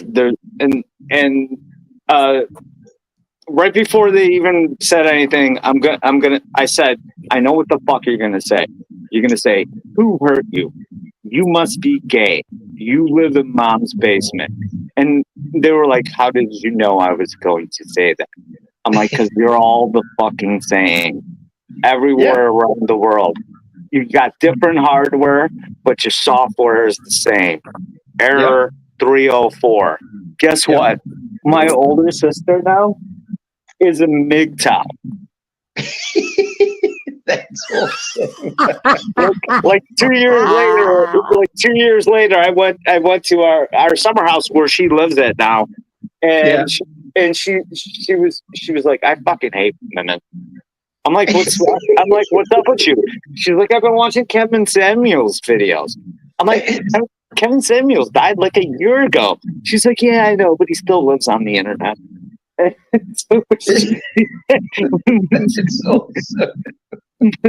older sister is MGTOW, which is hilarious. I never thought that would have ever happened, but we can get to some of them and. Oh yeah. I mean, they're rare birds, and I mean that 100%. But they are out there. I mean, they really are. No, and there's never going to be enough of them to stop what the system is. They're never going to be. The only way the system will it's like I've said, it just has to collapse. It just has to implode in. That's what I think. I'm sorry to interrupt. I had this idea. This is sort of a stolen idea from a guy called MGTOW Values. That's what he says. He says there's really nothing any individual man can do, but he claims it's like a Leviathan. It's big that no one can see.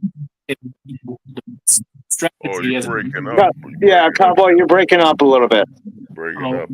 I'm breaking up. Okay, can you guys hear me better now? Yeah. We'll start talking.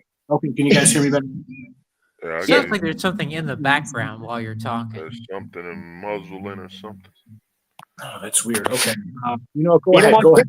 Kick yourself out and come back. Yeah, it might work. I'm gonna mute myself and come back in a second. Go ahead, guys. Well, No, you actually have to kick yourself out and come back. Yeah, you gotta get out and come back in. Can you do that with the stream that you're hosting, though? Yeah, you Yeah, can do that. yeah, he should be able to. Get Yeah. out and I come don't know how to do that. Poster, how do I do that? We'll find out. Well, do you have your thing running on YouTube or on your phone? It's on my phone. This is all a right. StreamYard. Well, all Okay, you gotta okay. do is- Here, I got you. Can you do it? Can you do it for me? On your laptop, go to your own stream on YouTube and click. Go back to your StreamYard link. Just in case you can't get back in, you can get back in through your laptop, through your phone. You get what I'm saying? Guys, do you know how many times I've kicked myself out of my own goddamn stream? Well, yeah, all you gotta do is close that tab on the phone, but still have, like you said, the link, and you go right back. No, I mean, I got 3 devices going on right now. I got my pad. I got you guys coming through my phone because the audio, I couldn't hear you hostage on my laptop. So I got the laptop on YouTube, and like I said, I'm just talking. Oh, you got What? Yeah, you there? Yeah. You were muted. All I'm right, just on my phone. Okay, say something, stupid. Who, me? Oh, No, not you. I'm talking Volunteer for that, but before you come back, I'll say this, man. You gotta, the system. I don't see it collapsing. I look at it like this: the laws have been in the way they've been since the 1800s. The government has been plotting, man. It's been plotting to take away the male vote. You know what I mean? That's really what it is. The value of the male vote. Once you give women the same voting rights as the men without the responsibility or anything like that, it's inevitable that relationship between both will be destroyed. Because on one hand, we got to defend, we got to fight for it, and then they're just giving this to filter out the male vote. And the way I look at the system and what's happening is we're not heading towards collapse or anything like that. It's just that we got to be honest. There's trillions of dollars on the line. I'll give you an example. The homie, TEK, you're from, you said New Zealand or whatever. Dude, Yeah. all the other countries are invested in the low marriage and divorce rate in America. Because now when an Australian citizen comes to America, for example, or a New Zealand citizen comes to America, it's a lot easier if they're married. You know what I'm saying? They benefit from the divorce rate being high in America because now you're an asset coming here married. You're getting added straight to the marital rate, because you're coming married from another country. And with the female thing is that, man, they can't be MGTOW or red pilled. It's a man's thing. It's how we, the men, deal with society, the heterosexual men. The women at any given time could swap out. I sympathize with men, then 5 seconds I no longer sympathize with men, and I can throw the law at you at any given time. It's got nothing to do. What I've come to learn, I don't look at the women at all. I look at the law. The laws are set in play, and the women are abiding by man's law. Because a great example of this is think about we're on YouTube, the baby wipe. The law on the abortion law that they changed. What did the women do about that law? Nothing. They can't do nothing once the men have stripped and changed the law. It's just we're in a nation where, man, the laws have been designed to, by any means necessary, strip the American and the Western man from America to UK to Australia. I think even New Zealand, Spain, they're all following the same format. We must weaponize the opposite sex from the men so we can maintain and take resources. The only difference now is that the men are looking at the globe and we're adapting. You know, they said this, check this out. They said 80 million American men as of 2025, 2024 flew out of this country. It used to be the opposite way where men would just fly only inland, only in the nation. Men are now looking at the world and saying, man, if I can't get it here domestically, I'll get it globally, you know? And the whole thing about the women being the same, it's the law. Because if they were all the same and we would have been had these issues in the 50s, 40s, and so on, it would have been that way. It has to do with the law, you know? You know what? I maybe I said it the wrong. I don't really see a collapse happening. Let's call it something else. Let's call it the withdrawal.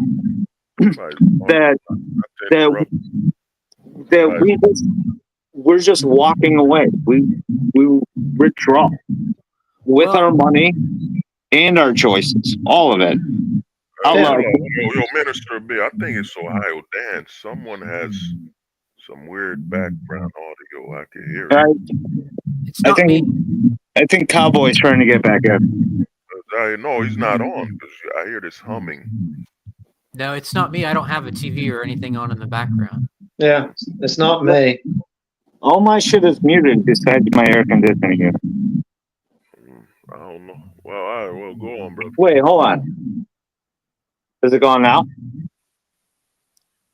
Yeah, I think so. Yeah, it's gone. Yeah, that was my AC unit. My bad. Still kind of hot. Oh, fuck you, Cowboy. I see you in the chat. Get back in here. He can't get. He's in chat. He can't get back into his own stream. Scroll up, pin your StreamYard's fucking comment, and get back into your own stream. It's freaking hilarious. I did a test with him last night when I was at the Ministry of Beer, and he was like, "Am I coming in good?" I'm like, "Yeah, you fucking sound great. You sound great." He's like, "I'm coming in on your end." I'm like, "Dude, I got an earpiece. You sound fucking great. Stop being so fucking paranoid." And then he's like, Which part of the country are you guys from? What? We're in Chicago. Cowboy and I. Yeah, Cowboy and I actually met each other. I don't know, was it like 4 or 5 years ago? We've been hanging out, being friends the entire time. I was back in Chicago. Shit, it was 22. I was in Chicago for a couple of days. So next time I'm out that way, I'll let you goofballs know. Well, where'd he go? Oh man, he dropped. I think he's gone to help maybe Cowboy. Well, you know, with what you were saying, man, I think you were saying Jordan Peterson, brother. He's a plant, man. He's here. Yeah. He's a plant. These are the dead giveaways for plants. They get millions of followers absolutely effortlessly. They make absolutely colossal amounts of money. And they get invited on all the mainstream media channels, not just in the United States, but around the world. Well, another thing, you got the closet activity. Jordan Peterson. Yeah, all that stuff is a dead giveaway. Absolute dead giveaway. It's like, you know, it was me, Big John, LFA, and one other dude. We were on the cover of the Sun back in, I think it was 2018. You know, that rag, that like newspaper rag that sold in England and everywhere. Well, it sold all over the world. And it's like they just wrote an absolutely derogatory article about, you know, how you know, these men hate women, right? And it was hilarious because it's you literally, that's when you know just right there that these like instead of inviting us onto news channels or anything like that, and interviewing us and trying to have us plead our case or anything like that, they immediately demonize you. They kick you to the curb. You know, they try to, because who is it? I think it's Rupert Murdoch that owns the Sun. But anyway, because we're going against the narrative. But these guys that are on, like, I mean, any of these people that get on mainstream media, they're just absolute plants. And if they're not on mainstream media, if they've got their own independent channels, I have to use cue cards when I do certain videos, because if I mention certain words, because my channel, even though it's listed as being in the United States, it's YouTube still holds me to the New Zealand speech laws, because my IP address on my laptop is a New Zealand laptop. So I have to be so careful with what I say and how I word things on the channel. That's why I use the cue cards, because it's the only, the algorithms haven't figured out how to read cue cards or anything like that, or however their system works. So it's like, that's how you know that they're trying to make sure that they keep people like yourself and myself and everybody else in this community as far back as in the algorithms as possible. But if somebody's pushing a narrative, if they're part of that clique, like Peterson's made over $100 million. Can you believe that? Well, a lot of that, I'm gonna tell you this, bro, and sir, they put me as a danger to certain characteristics. Like, mind you, I've never said anything like an Andrew Tate or threatened violence or anything, but when you're right on the money, when you're predicting their next move, because you had Jordan Lee Peterson, what is it? There's a video of Andrew Tate telling men that a tranny could be a 10. You know what I'm saying? They a tranny could be follow. Tate said what? Yeah, Tate said a tranny could be a 9 or a 10. Oh, Jesus. Yeah, dude, because they all signal. They have to signal that we're pro alphabet at some point. They always give away that. You got Jordan Lee Peterson, I think, was cross-legging, the closet, and they're promoting it. And men like us, and this is why I say what's going on is why we're a threat. I knew I was a problem when I don't leave room for hope. I tell guys a simple thing, man. The law is the way it is, man. Any hope and all that BS. This is why I started the full-time ghosting thing, is that society wants a solid. Once a man says, I'm not getting married, none of this, it's not that it doesn't matter to me. It doesn't exist as an option. Once you say that, they will try to bring you back, as I call it, they will try to get you back in the system, back in the fold.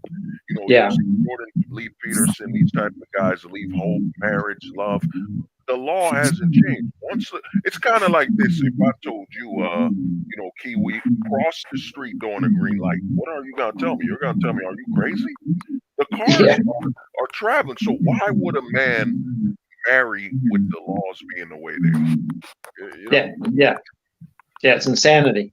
Right. It's insanity. It's insanity. They see us. When I've heard you use the term you've gone like full-time ghosting. What does that mean? Well, that basically means, man, you got to look at society and have zero attachments. You can't be attached to this at all, and zero idealism. You can't look at this through an ideal lens. You got to look at it as 100%. Your freedom is above all, man. There's nothing that can hold you to here. Not even. No, I agree. I agree wholeheartedly. I just wondered how you were utilizing the. Oh, Cowboy. What happened? Oh, I don't know. It's Cowboy. I think he got silent. How did my phone go? Well, either way, I tell men, man, you have to remove yourself from attachments to the system. We can't look at the law because here's the thing, man. We're men. I'm gonna tell you something, and it scares too many men. What did you do? Okay, you have a child. I know some men that have children, but what happened to your body in those 9 months? Nothing. You know what I'm saying? We had nothing to do with physically, you know what I'm saying, birthing or, when it came to the womb, it hasn't done anything to us. The thing they have over men here domestically is they've trained us to look away from our manhood. If you look at your manhood and say, you know what, my first wife, me wanting to have children wasn't wrong. It's me wanting to have children here. And guess what? I could do it again. You know, I'm a man. What did I lose? And that's the fear they've instilled in men, is the fear of your manhood. Because if you look at your manhood and ask yourself, what did I lose as a man? And you'll come to the look that, man, I haven't lost much. You know, she may have taken this and taken that, but what has this done to my manhood? Nothing. You know, and it's Cowboy even on it. Oh yes, no, I'm here. No, yes, I'm here. Can you guys hear me? Yeah. I think I think Tech Kiwi fell out. screen froze. Yeah. Tech fell out the stream, but yeah, man. But like I said, man, I look at it like this, man. We're free, man. This system depends on us volunteering. We're free, man. You as a man today, with the technology, the information we have, and now the biggest danger is this AI thing is giving men too much information. Now if a lawyer writes up a prenup and gives it to you, you could feed it to the AI and say anything looks fishy here, and they'll read it and say, yeah. We're free now, man, and the danger is us accepting that freedom and no longer begging the system. Because the thing is this, man, there are trillions of dollars being spent, and this is why the men's rights activists failed. They were so delusional. They were outside with picket fences and not accepting the fact that there's over $1 billion a day being spent on this, and unless you have that kind of money behind you, you're not changing these laws, man. The government is playing a game, and it's looking at until it runs out, until the birth rate drops to, because right now America is, I think, in the 150th or 50th place. There's less than 1.6 children being born a year, but the population is still at 320 million or whatever. So the government isn't desperate enough yet. But the truth is, we men have already won, man. The government is starving for a replacement. And unlike the men's rights activists, the difference with MGTOW, the black pill, full-time ghosting, whatever, is that we've said, you know what, man, I'm not going to go out there and protest. I'm not delusional enough like the men's rights activists to bring picket fences and march. I accept the fact that we don't have the resources. The only way this changes is if the government actually wants it to change. Because no man here, because check this out, China's spending money to maintain America the way it is on the divorce front. Australia, all the other countries are putting money into maintaining this the way it is because they all benefit. Every time an American gets divorced, it opens the door for someone overseas to come here that's married. Yeah. Well, and the other aspect of that is that women vote, and women are going to vote in their own perceived interests. I've talked about this for a long time. The way I've thought about it is there's basically two different sets of red pills as they apply to men and women and where things stand. One is an awareness of women having the upper hand in a lot of areas, that the whole idea of the patriarchy and feminism, that's all bullshit, that women are actually the ones that have a lot of privileges and rights that men don't have. Yes. Right? That's man's position in society is basically what I call that, right? Women are pretty much, they have the advantages and men are getting the short end of the stick now. But the other type of red pill is an awareness of the difference between male and female nature. And one of the key things that I think the MRAs have always missed is you cannot really reason with the vast majority of women. You can't get them to think outside of their emotions. You can't get them to empathize with men and to not be hypergamous and all that sort of stuff. And so when you basically give women all this power, and then you have these darker aspects of female nature to where they're not going to act in a reasonable way with that power, you're pretty much done. And that's why I think I agree that it's going to take a collapse type of scenario. Yes. Okay, if I may, I'm sorry to interrupt. You mind if I interrupt for a second, Dan? Oh, go on, man. So that was basically what I wanted to say. Yeah, I want to springboard off that. Okay, so that's sort of where I am. That's basically exactly where I am. And I like to bring up, I think I first heard about this, it was like a university study. It's, who was it? I think it was TFM. TFM talked about, what is it, Kohlberg. Do you remember the study by Kohlberg and Gilligan? It's called The 6 Stages of Moral Development. I think I remember him talking about how men and women have different moral systems, but I don't remember the specifics of it. Yes. Okay. So basically, this has been proven. Okay, if I may take a minute or two and just explain the study. And of course, it uses empiricism. It uses the scientific method. So you have to be able to replicate it. And they have many times, like, I don't know, 50, 60 times. Many different universities have tried out this experiment. And when you get, what happens is, as I'm sure the two of you know, once you get it doesn't have to be exactly the same outcomes, but very similar. Right? If you get the exact same or very similar outcomes, it shows that there's basically it proves the point. Right. And the study went something like this. You would have to study young men and boys and girls. I think it was done mostly in like a school setting, and you would have groups. You would have candy, and the candy was representative of value, and women would be given the ability to distribute the candy in some cases. In other cases, boys would be given the ability to distribute the candy. And there was also different types of candy. One candy was considered the better candy, and the second candy was considered still good, but not as good. So I don't know what a good comparison would be.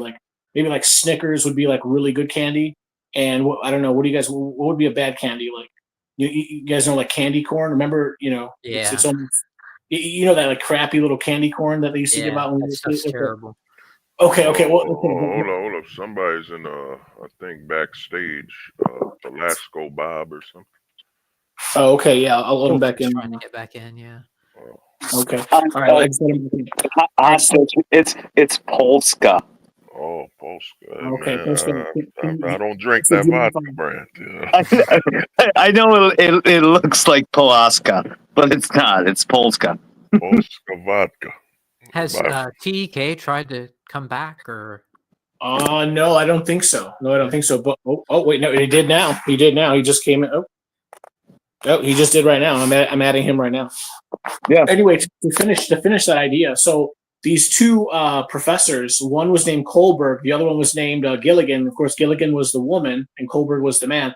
They formulated this it's a double-blind university experiment, and they found the same results. And the results were this: when you give, if candy is representative of the resources in society, when women have the power to decide who gets the candy, they basically keep all the candy for themselves. They give one or maybe two of the boys that they like. They give them some candy, and the other 15 or the other 18 male students, they get absolutely nothing. And that's representative of the idea that women actually don't share. Women create a much less. They do not create an equal society. Society is actually more unequal when women run things. Conversely, when the young boys were given the power to distribute the candy, they were similar to the girls in that they still kept the majority of the better candy for themselves, but everyone got candy. Everyone got some candy, and some of the best candy was shared with the women.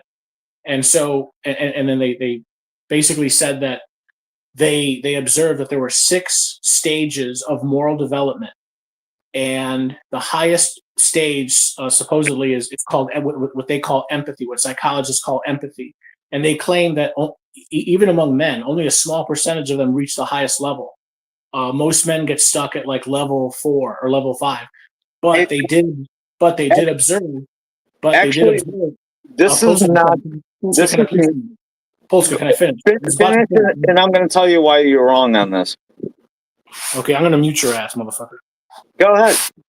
Okay, so I was just about to finish. And what I was going to say is, and what they observed is, none of the girls ever progressed past the 3rd stage of moral development, which I think is basically like mimicking.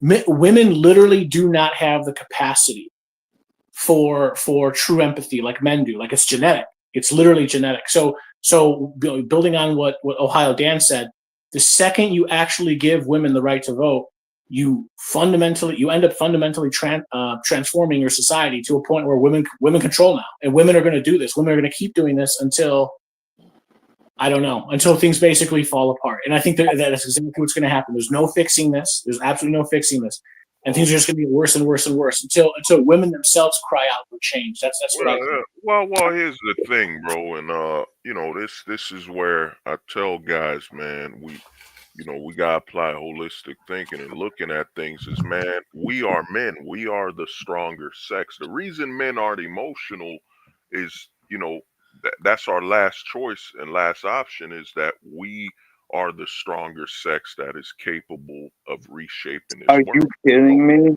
Shaping this world. And the second thing that happens is the women are not in the position to physically amplify and alter the world. If you look at all their rights that were given, it was the men that gave them the rights, man. We got to be honest and look at it, who passed those bills. I mean, That's true. in 1870, what women were in office?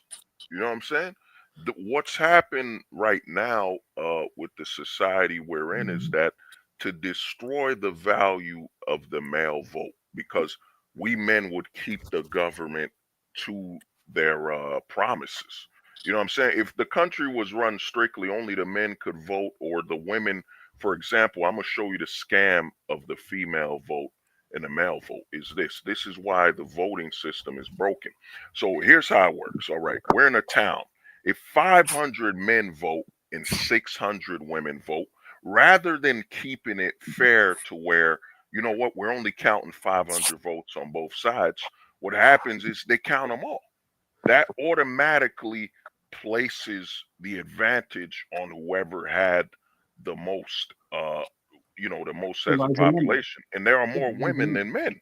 We naturally, due to our jobs, like, I mean, for example, there's some guys that are in the ocean. What's that thing where I forget the word, where you soldering. There are guys soldering in the ocean.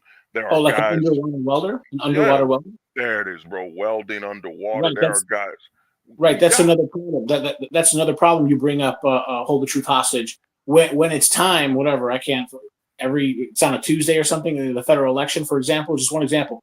60% of women turn out to vote. Only 40% of men turn out to vote. Why is it that in so many ways we're screwed? Like, when it's time to vote, a lot of men are still at work, but the women, more women turn out for the vote than women do. So yeah. So again, but the point is, we're screwed. I'm convinced, as long as women have the right to vote, things are going to get worse and worse and worse. I don't quite know where that leads us, but you guys can surmise. Well, bro, here's what you brought up, is that why, if 40% of men show up to vote, right? It's all about equality and fairness, whatever that scam is. Then why do they count more than 40? For example, if 40% of men show up to vote, you must remove the 20% from that 60% of the female vote. That's the only way to make it fair. They're not going to do that because they're not going to do that because they don't really believe in equality. They're just lying. They're just using that lie to get power. And then once they get that power, they don't. I mean, in so many ways, right? Women and feminists prove to us they don't really believe in equality. They believe in equality, but the second something. It has nothing to do with equality. It never has. We gave them equality with the Civil Rights Act in 1964. In 1964. So this law has been on the books for over, what, 60 years? Is it 60 or 50? 60. 61. Okay. So they've had equal rights. Okay. You can't pay somebody less for man, female, black, white, Jew, Muslim, anything else. You could Less sue than 'em, yeah. yeah, no, it's been literally in the books since 1964. And yeah, what happened? Oh, and the wage gap happened. What a fucking lie. They've just been lying this entire time. This entire fucking time. Cowboy, what were we talking about earlier? I had a really good counterpoint, but I lost my train of thought because it's Oh, I'm sorry. way too much pot. I was using an example. I think that Oh, the pain thing, Kohlberg, right? It's Kohlberg. I'm sorry. Can please speak? Please speak when. Come on, man. Please respect. Only. I'm sorry. Anyway, Kohlberg. What is it? Kohlberg and Gilligan. It's called the 6 Stages of Moral Development. Did you want to add something to that? Oh yeah, the moral development. Actually, I think it was TFM who did this study about this. Oh, and now you got me back to my point. Thank you for bringing me back to this. And there's like 7 levels, right? No, there's 6 stages. Okay. All right. And females only achieve the level of 4. Want to know why? No. They never reach past the 3rd level. Yeah. Yes. You want to know why? Well, I claim to know why. I actually think that women's TFM actually made a video about this, and I remember it, and that's why I want to bring it up. It's because females find out that men want to fuck them when they become fertile. So they never develop beyond that stage until they become unfertile or unattractive. And then at that point, they have to go higher. But men, we don't get that little window. We don't get that little window. We have to climb the wall and go over it and run past it, build a fucking business, make $1 million, and then bang all the fucking chicks. Meanwhile, all the broads who got tits and asses and think they can still do this forever, and they never realized the wall, right? The wall comes for them all. And it's not until they become unattractive to men that they realize, holy shit, I spent 20 years of my life stuck in this same phase of using men, using sex, using my body, and realizing, what did I get out of it? A high fucking body count, right? Do you guys remember? I'm sorry, I forget who was the author of the book, "The Manipulated Man." Is that? That was a female, if I'm not mistaken. Yeah, Elar Vilar. What was her name?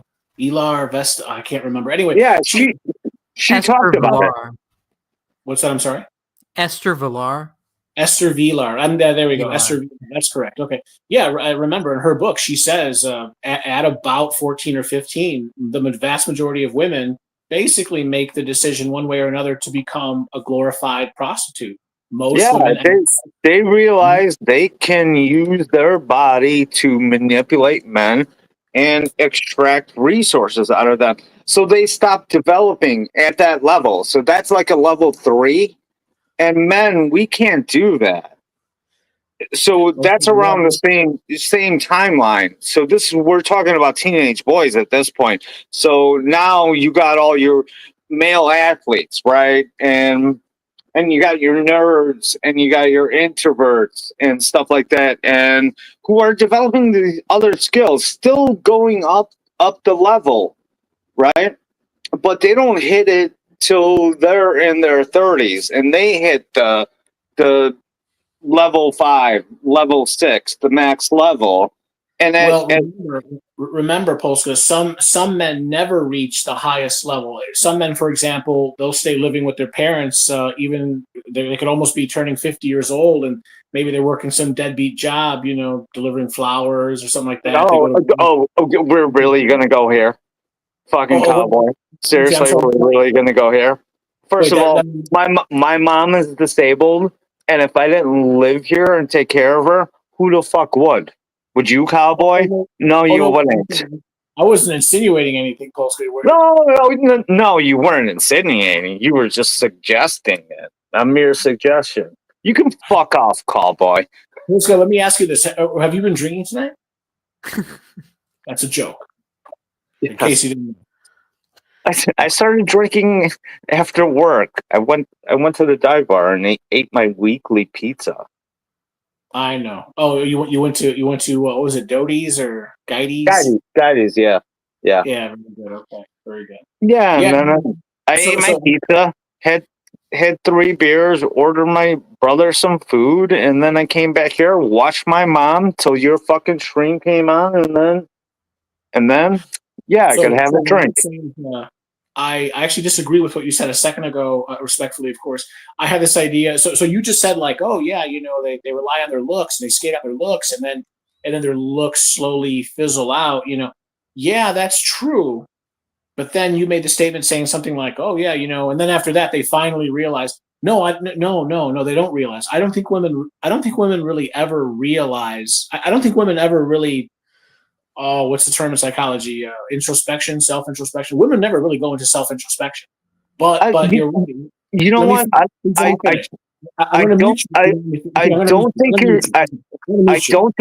don't think you're wrong, Cowboy. But I think that 20-year gap that happens in between completely stunts their emotional growth, and they cannot make up that gap that we had to make up in between, right? Okay, well, please, if I may just finish this idea. I have this idea that women never engage in what psychologists call introspection or self-introspection. They never actually learn.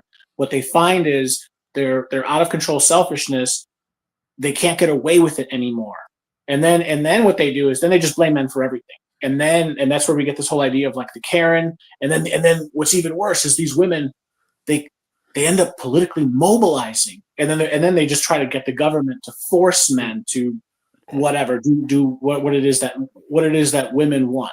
So that's how I see Some of the best. Well, the best advice I ever got. Dan. Ohio, Dan, can you talk in on this, because I think you probably know this more than anybody else. You're Karens, right?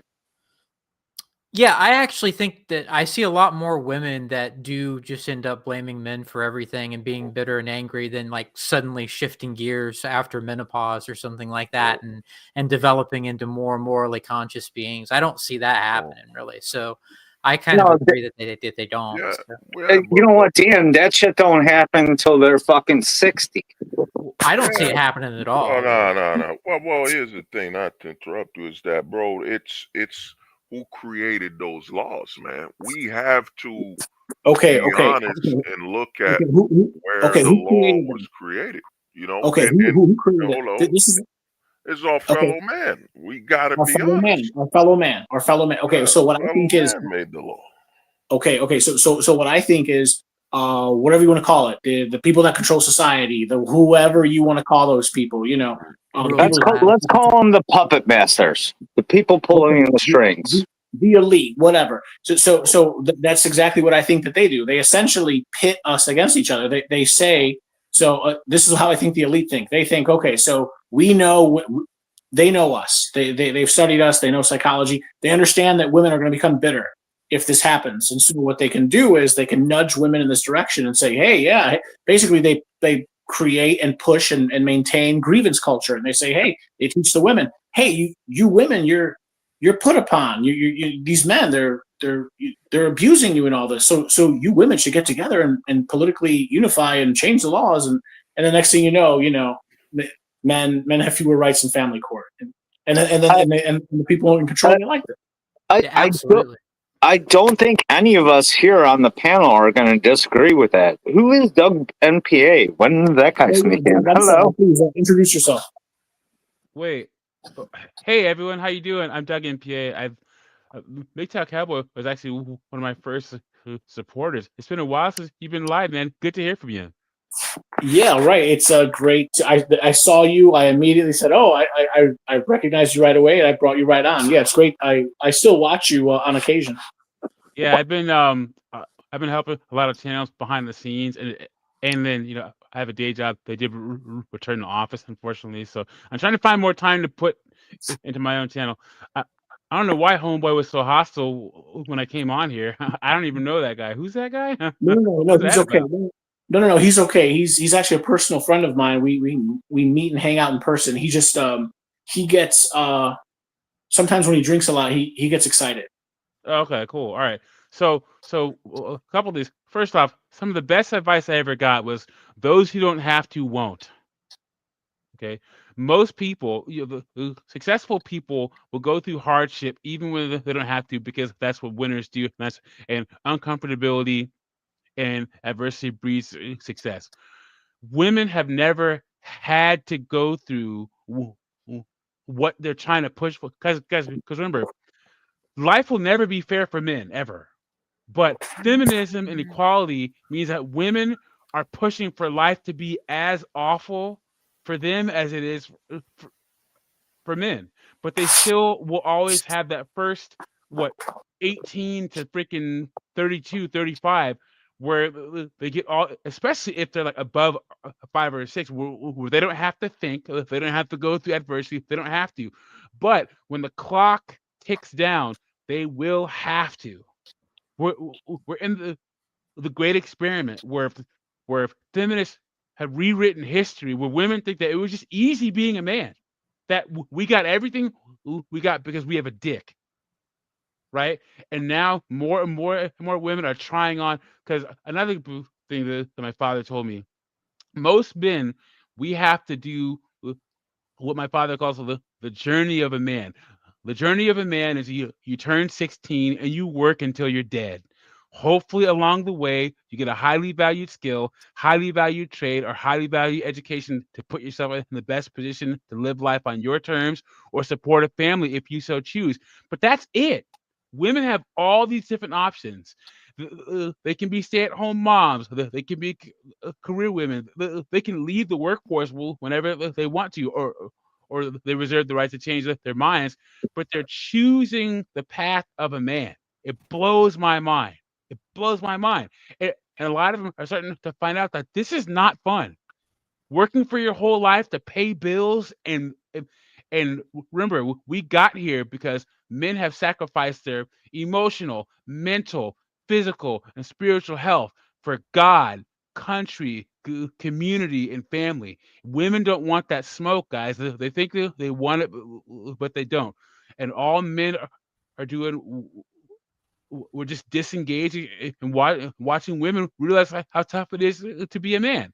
I think that enough women are gonna have to realize how tough it is to be a man and be like, "Fuck this! I don't want this anymore." And they're gonna come back to men and say, "You know what? I'd rather be with the man." Is that gonna be in my lifetime? I don't know, but eventually it'll happen.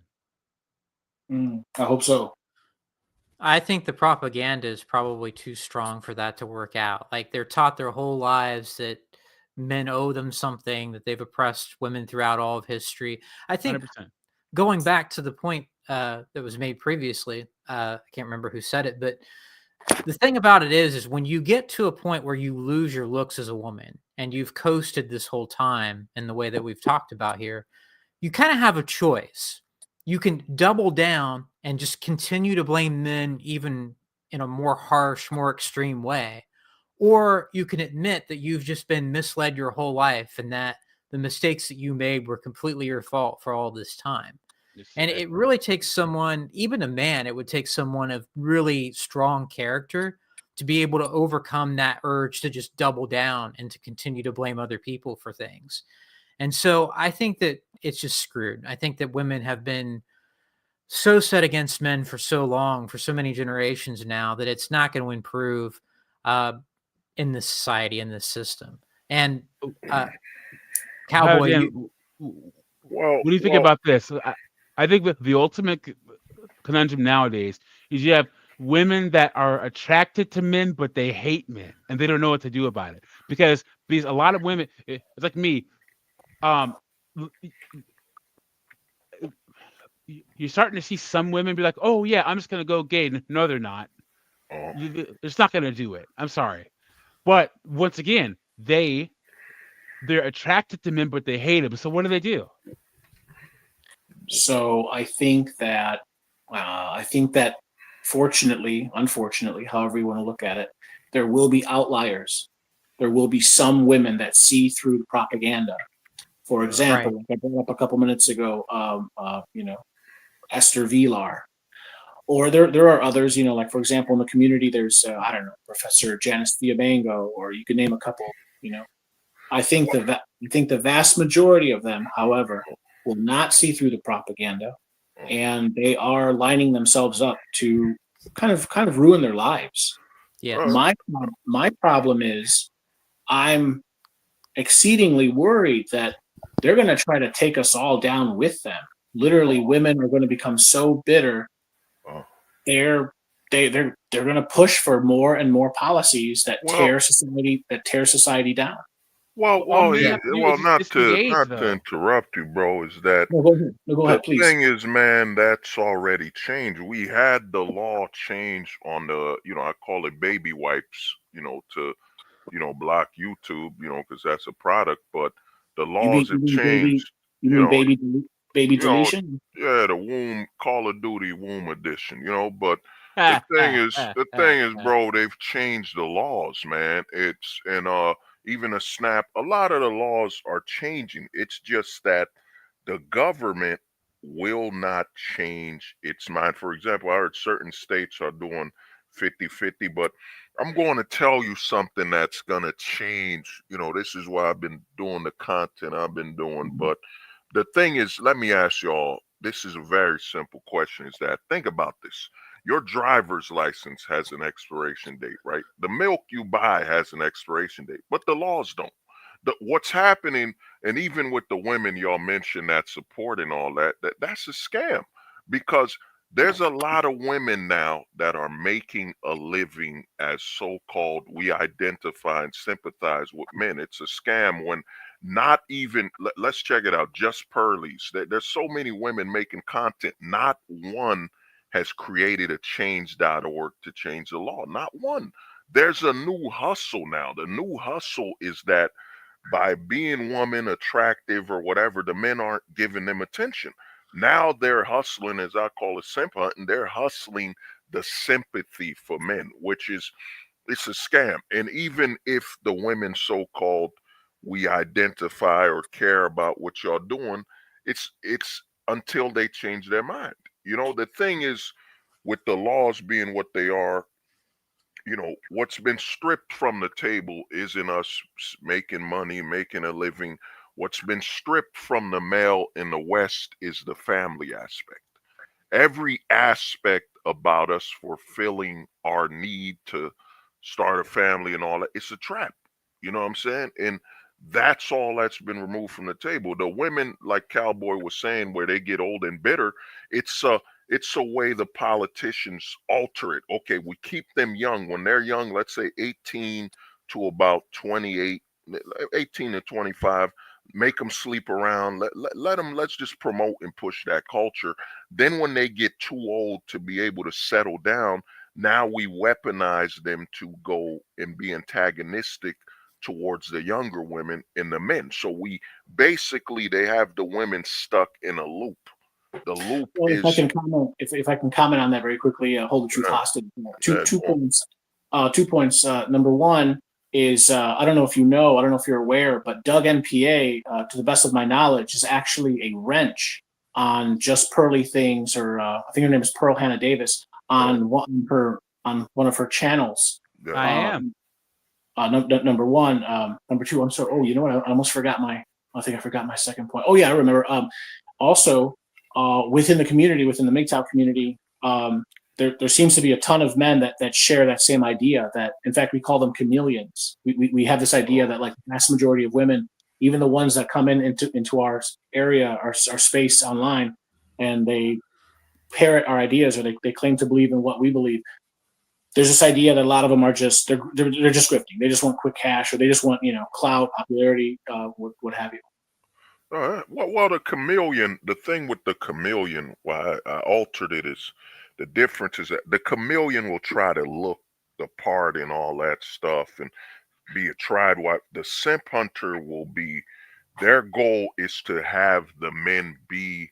They'll jump into male streams. Their goal is to be within the male leadership, as in you're still running your channel and you're interviewing them, or they base 100% of their content on men.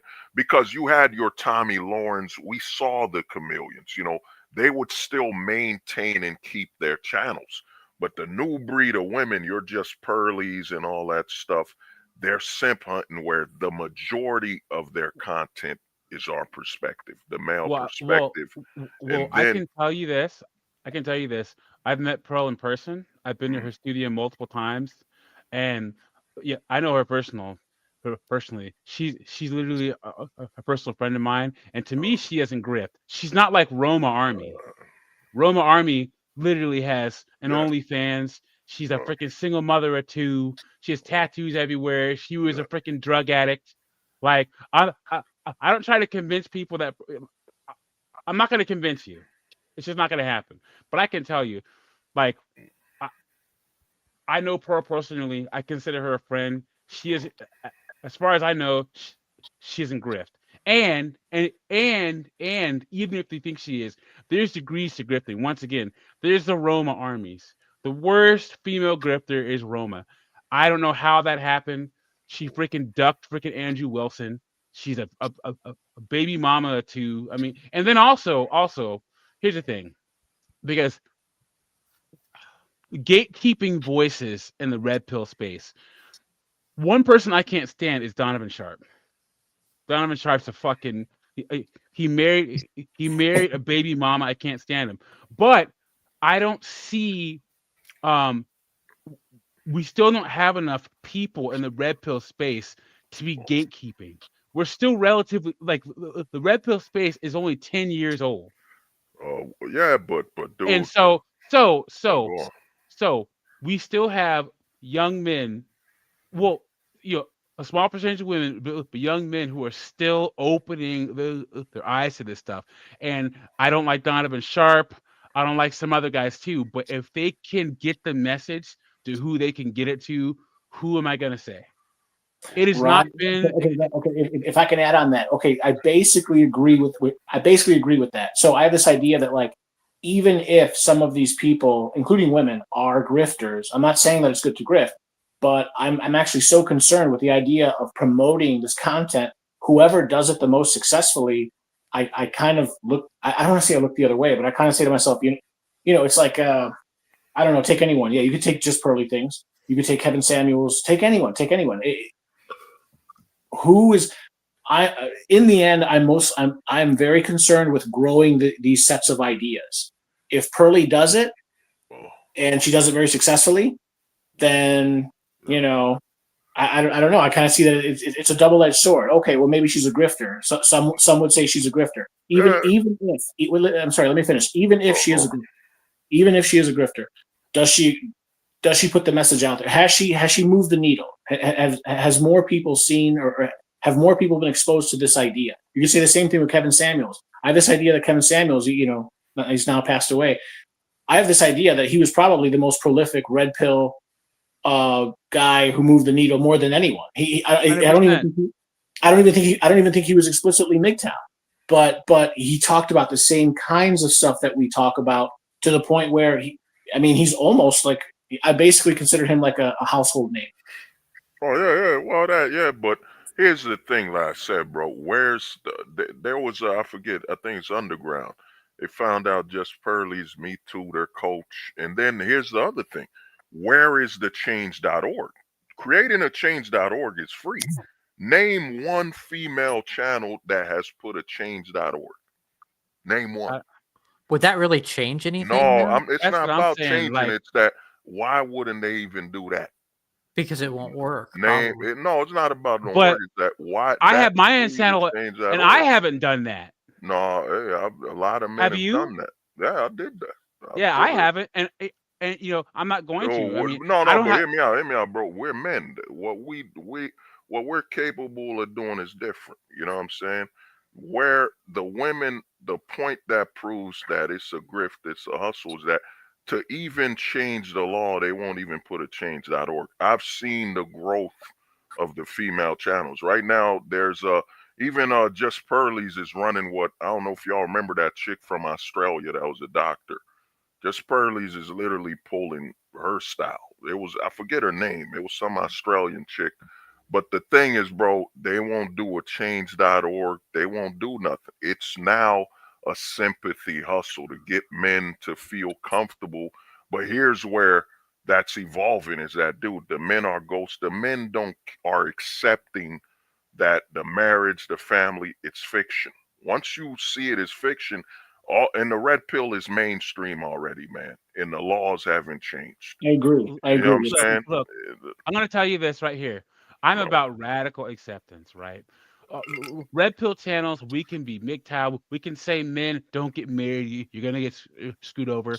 But in my lifetime, the majority of men will still get married and will still have children. No, that's dry, brother. That's Hold on. Listen. I think that's changing. I think that's changing. Yeah, but I'm talking. It's never gonna It's never gonna go below 50% in my lifetime. So I've changed my message and my goal. Right.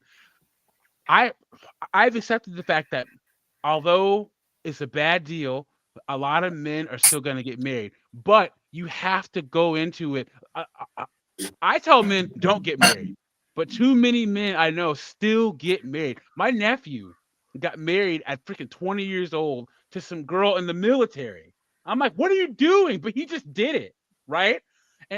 Anyway, so but you take in this content because men, we are creatures of action. If a man is going to do something, he's going to do it, but he needs to be as informed as possible, right?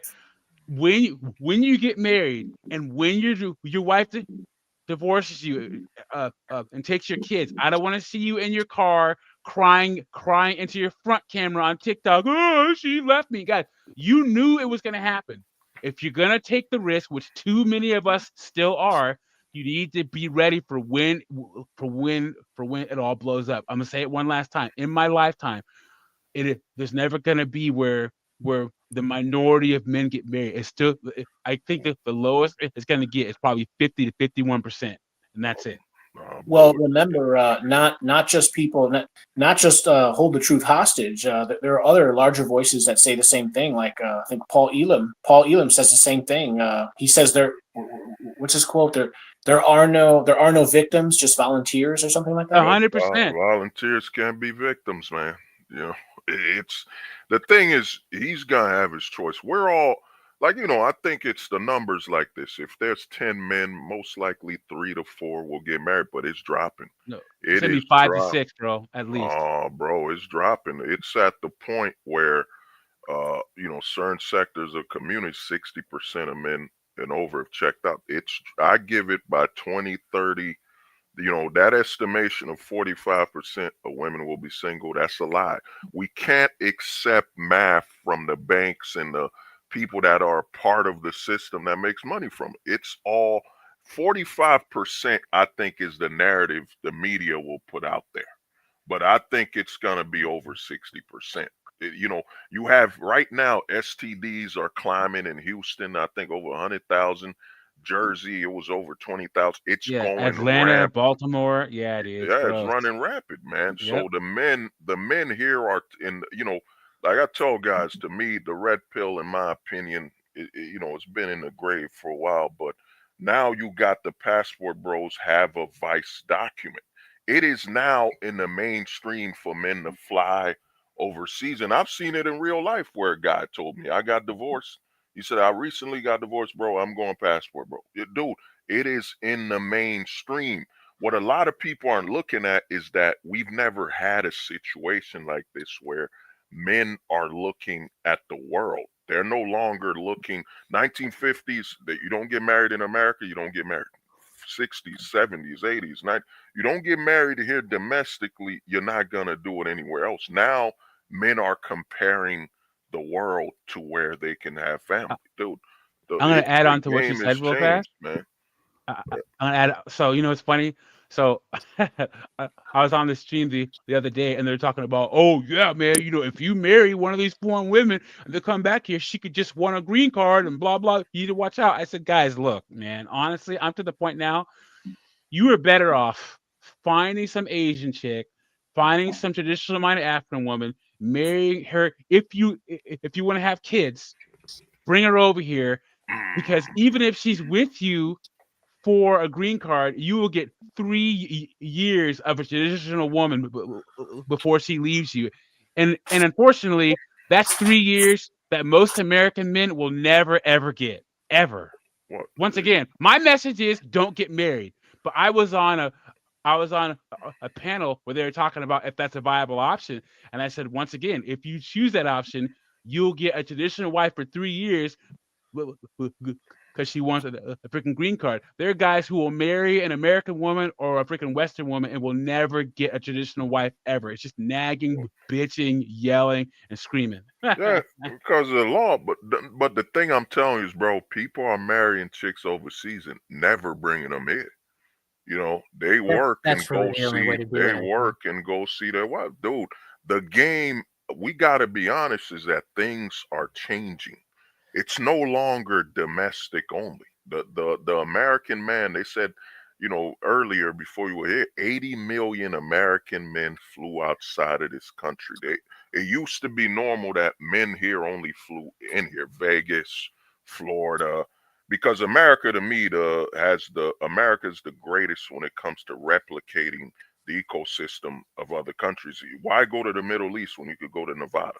You get what I'm saying? Yeah, That yeah. we replicate every ecosystem from the world, but American men are leaving here. The fact that Vice, and we remember when CNN did the MGTOW hit piece and interviewed, you know, Big John and all of them, that was the sign that it's here to stay. It's not going anywhere. You know, it's hit the mainstream already. It's gonna progress more. But the fact that Vice is doing Passport Bros, we're in a new age where men, their priorities aren't here. Like I've made videos where I said there are certain men in America now, just because a woman is here domestically, he can't date her. He can't date her because she's here. He won't even touch her. He doesn't consider an American woman in American soil an option. Uh, You I know? Let remember me the ask first you guys a passport bro question. I ever met. So fast.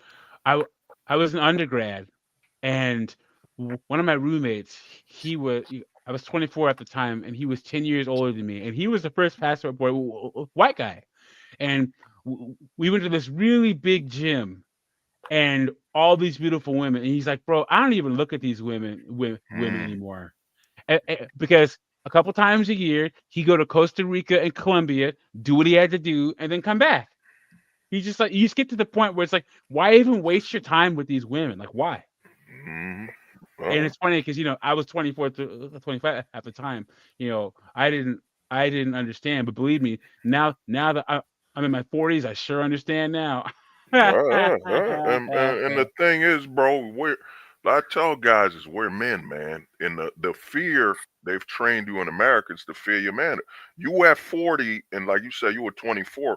What has changed when it comes to you being able to have children? Nothing. This is what they try to do here in the States is they try to get us to identify with a female's fertility window.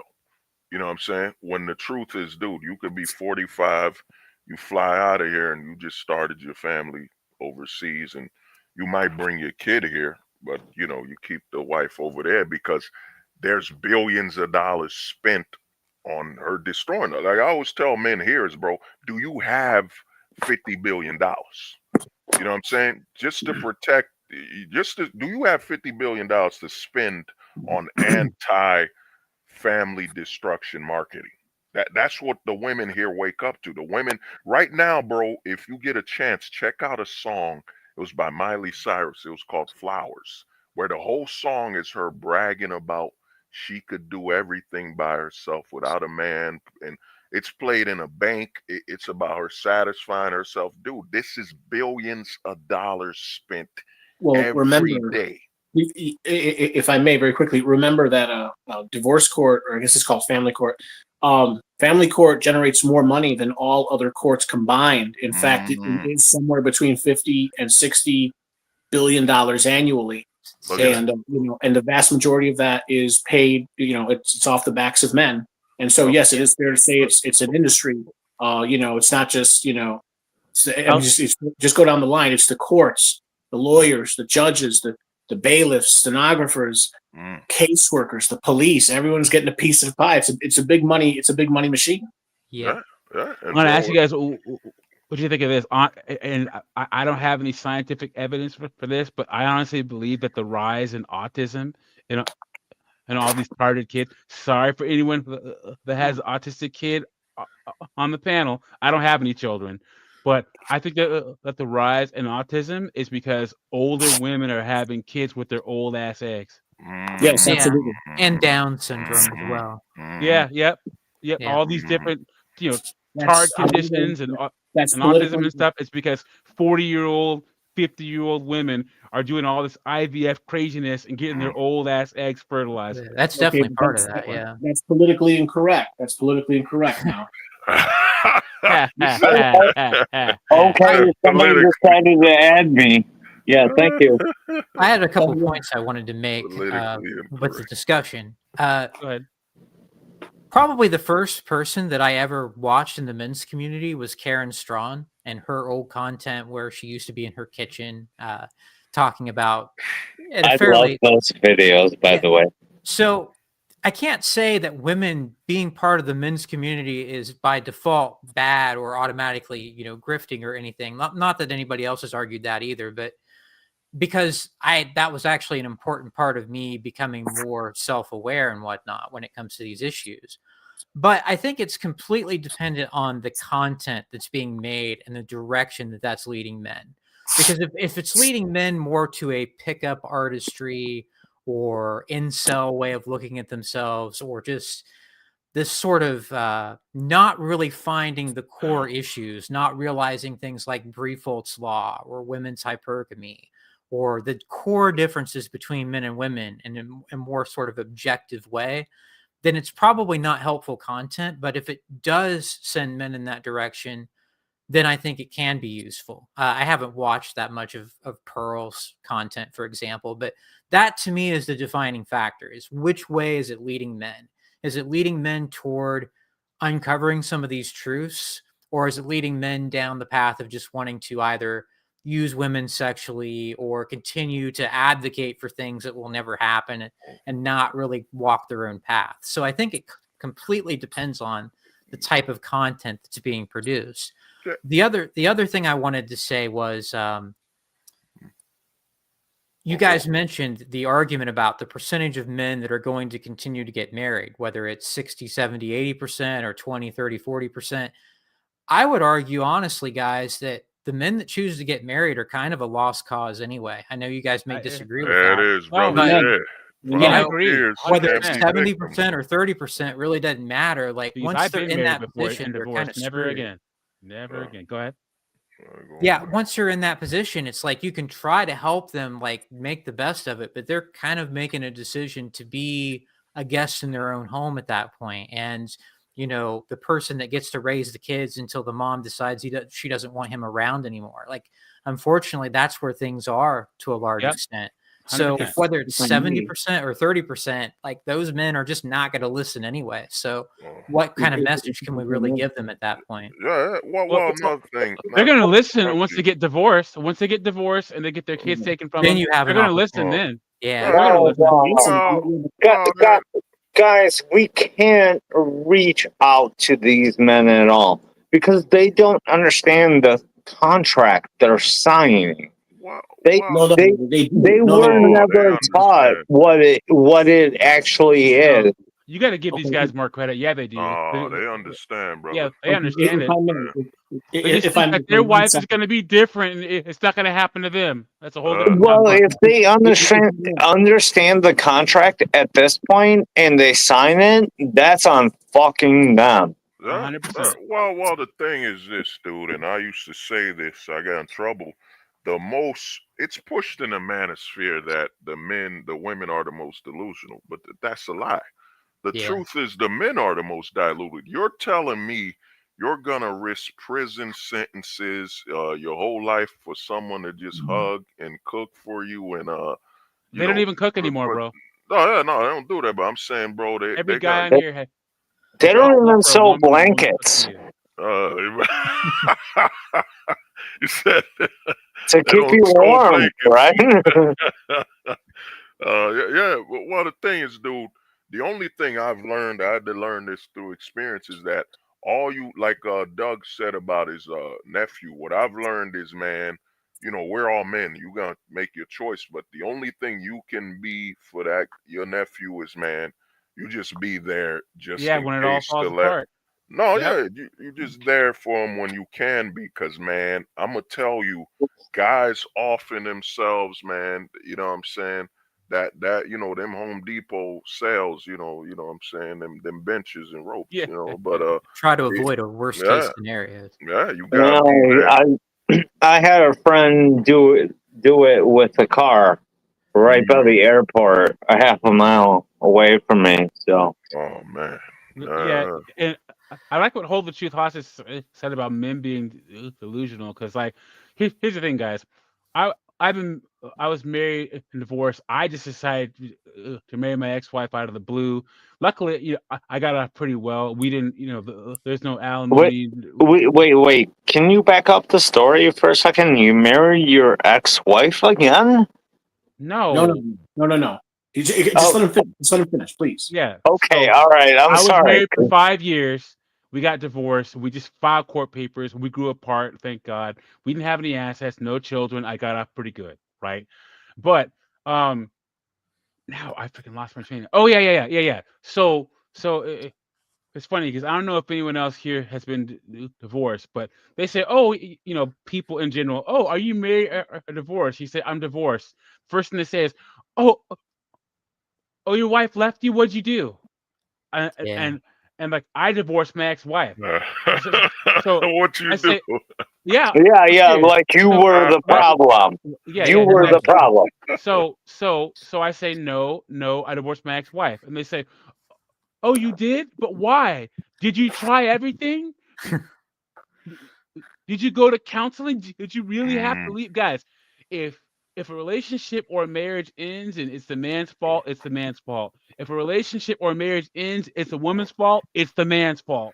Yeah. The onus is on you either way. Well, I can probably ask you the questions. Oh, you weren't there enough. You worked too many long hours. All that crap. You get all of it. Well, Yeah. what'd you do? Did you so just all these questions. Everything, which is why one of the things, like, y- y- all the trouble with women, men choose to bring into their lives by bringing that woman into their life in the first place.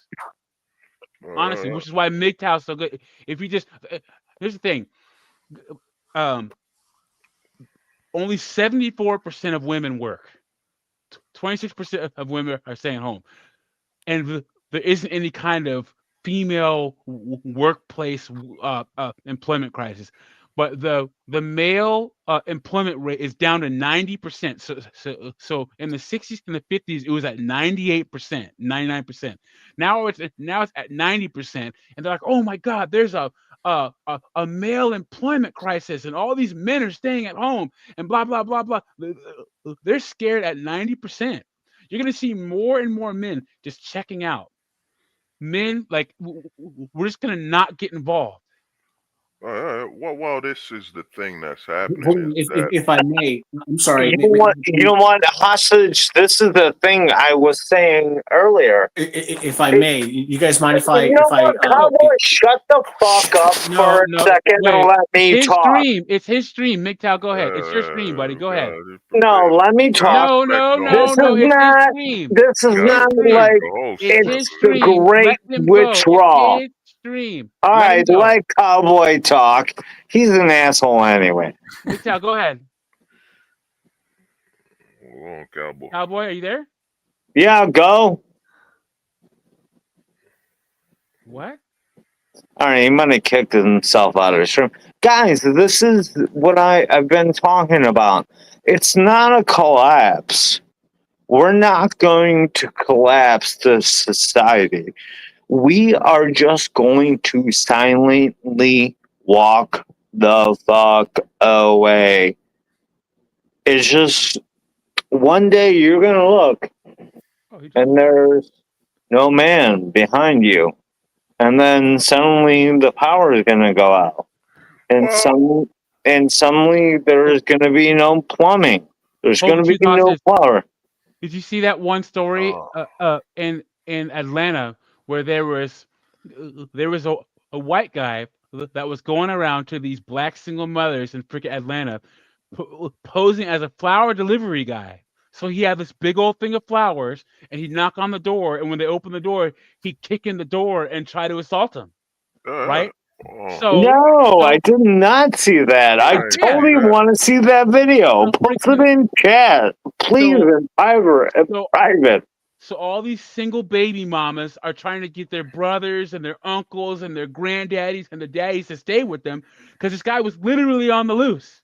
And it's like all you strong, independent women don't need no man until there's literally a freaking a predator out there. Now you're trying to call your brother. Where's your husband at?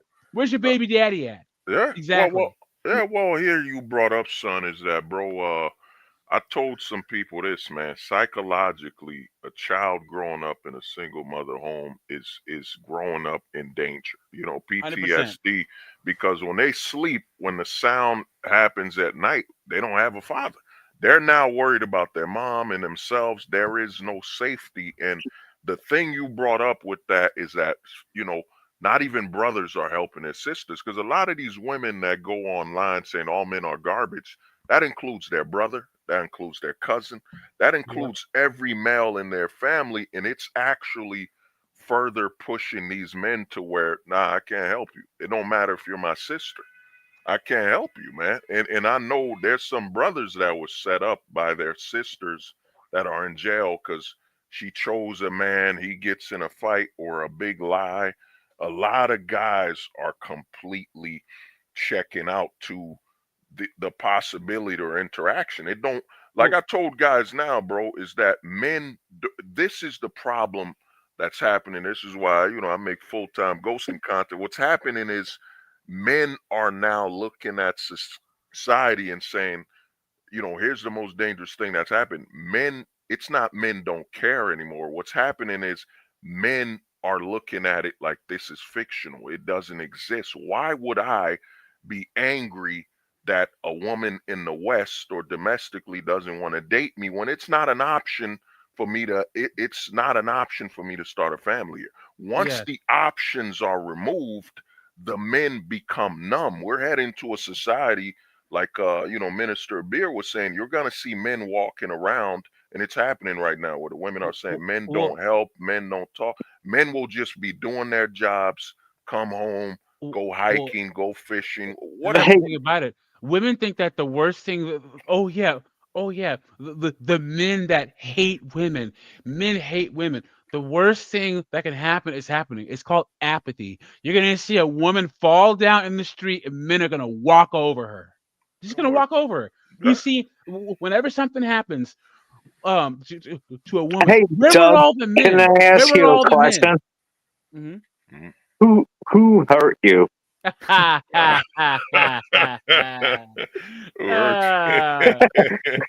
you live in your mom's basement? Are you gay?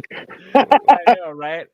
How dare I say all this truth? You know, Doug, I wanted to interrupt you because I didn't mean to be rude earlier, but this is my first time I met you, and I didn't notice you snuck into the chat here. So, hi, I'm Post Kebab. Yeah, I've actually met you a long time ago, like a long time When? ago. Yeah. It was like because I started posting on my channel in 20 at the end of 2023, and I came into one of MGTOW's live streams, and I think you were there, but it was like God, a while ago. that was like 3 fucking years ago? Wow. Yeah. Because I remember Post Kebab. Yeah, I remember. Okay, well, I wanted to say hi to everybody. Ohio Dan, I love you. I've been a fan of you forever. And Hostage, I sub to your channel, bro. Give me a Yeah. sub. I'm gonna sub to you right now too, man. I gotta see where's the chat. You know what I mean? I got you. You know, I typed in chat. You just hit that. I had a problem, man. All right, but guys, what is the problem, right? Well, here's the thing, bro. There are no more problems. What No, happens when men accept things when it becomes mathematical? You know, where I, it's like crossing. Not to interrupt you. It's like, let me ask you, son, Minister Beer, would you cross the street during the green light? There is a chance you'll survive. This is what marriages become. Crossing the no. street during the green light, where yes, there is a chance you'll make it across the street. But are you willing to risk your life to cross the street during the green light? I know. I'll ask you a different question. Oh, go on. All right, let me ask you this question.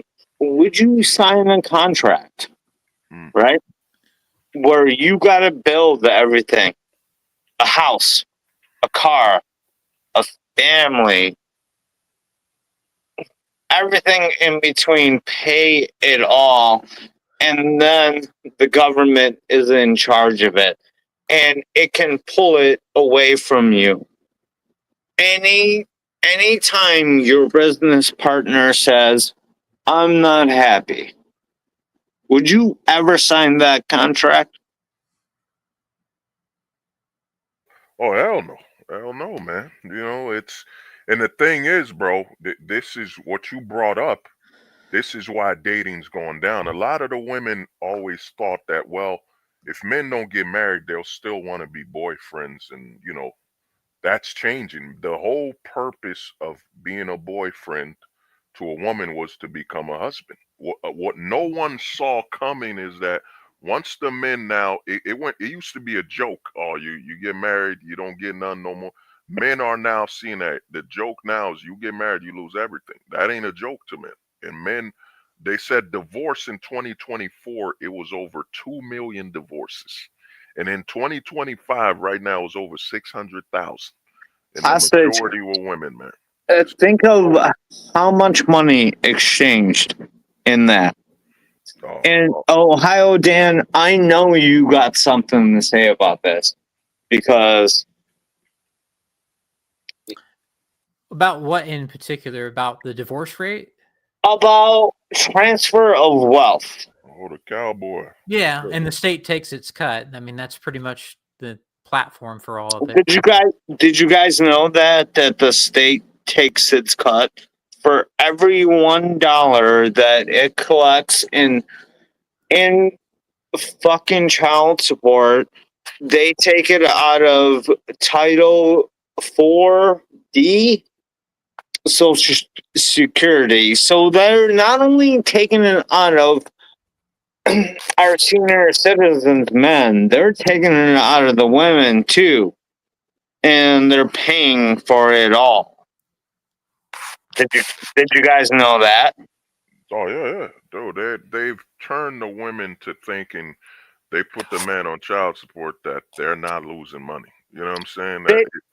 They hostage. They've weaponized us against ourselves.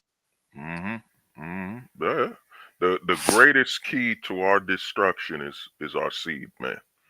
You know what I'm saying? That's why I think a lot of men are looking at, man, I'm gonna tell you, I dreamed I one day hope to being a father, but the fear of God in the West, man. I see a child like a nuclear weapon, and I'm Hiroshima, man. You know what I'm saying? That's how I look at it. I'm Japan, and that having a Yeah, kid here is a nuke, man. yeah, yeah, You yeah. know what I I'm mean? right there I with ain't you. gonna I survive, brother. wanted kids at one time, dude, but like, because here's the thing: the only two things I fear on this planet are God and co-parenting. Damn. Because I'm not joking, man. And and No. I'm the I, I'm in control of my emotions, but the only my emotional weakness is my family, dude. And if I think that everything's going well, and the woman I had kids with just wants to take my kids and leave, and then not only that, she has some asshole freaking in around my kids. I'm a part-time dad paying child support. You, I'm telling you, I'll put it. There'll be Mr. Duggan, PA. We haven't seen the mother of your children for about 6 weeks. You know what happened? I'll be like, nope, I don't know what happened. Sorry, nope. No, There you're are a right. few things that are worse than that, really, to be in that No, situation. no, bro. There is nothing. Check it out, bro. You could go to. I had a guy tell me, man, his horror story. He said, man, I had a kid and they just knocked on my door. Remember, they take your driver's license and they put you in real jail. Check this out. They'll put you in jail for overpaying. And another thing is that family What? court, yeah, the family court is its own court. It doesn't apply by the judicial. A guy got Right. you pay too much, you're going to jail. Unless you everything you do, they have to approve it. So if the homie Cowboy was like, I want to pay 20 grand right now, you gotta schedule that. You got remember they make money off Remember, you going to jail. Yeah, go on. remember, you call it whatever you want. Divorce court, family court. And legally, it's called family court. Legally, it's called family court. Child support court. Remember, it technically operates completely outside the jurisdiction of the U.S. Constitution. It operates completely outside of the three branches of government. It's unconstitutional, but we have it. Not enough men care enough to do something about it, and so we sort of survive it. Well, here's the thing, Or Cowboy. avoid it. That thing about also you got yourself singled out on the stream. But the thing is, bro, what's happening is, man, we can't change it because you gotta think of what you're facing. You're facing your fellow man that believes this should be the way it is, the female vote. And another thing, I wrote a book on it, is that we're bigger than religion now is the government. The fact that Trump got divorced 5 times, multiple presidents and governors have been divorced and gotten money taken away from them, never changed the law because the government is the religion. I call it the Godverment, the religion now of most people in the political sphere it's the government. The government is God.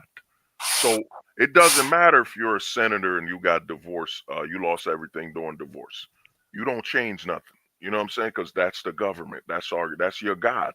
So it's not a wrong thing because the government benefited.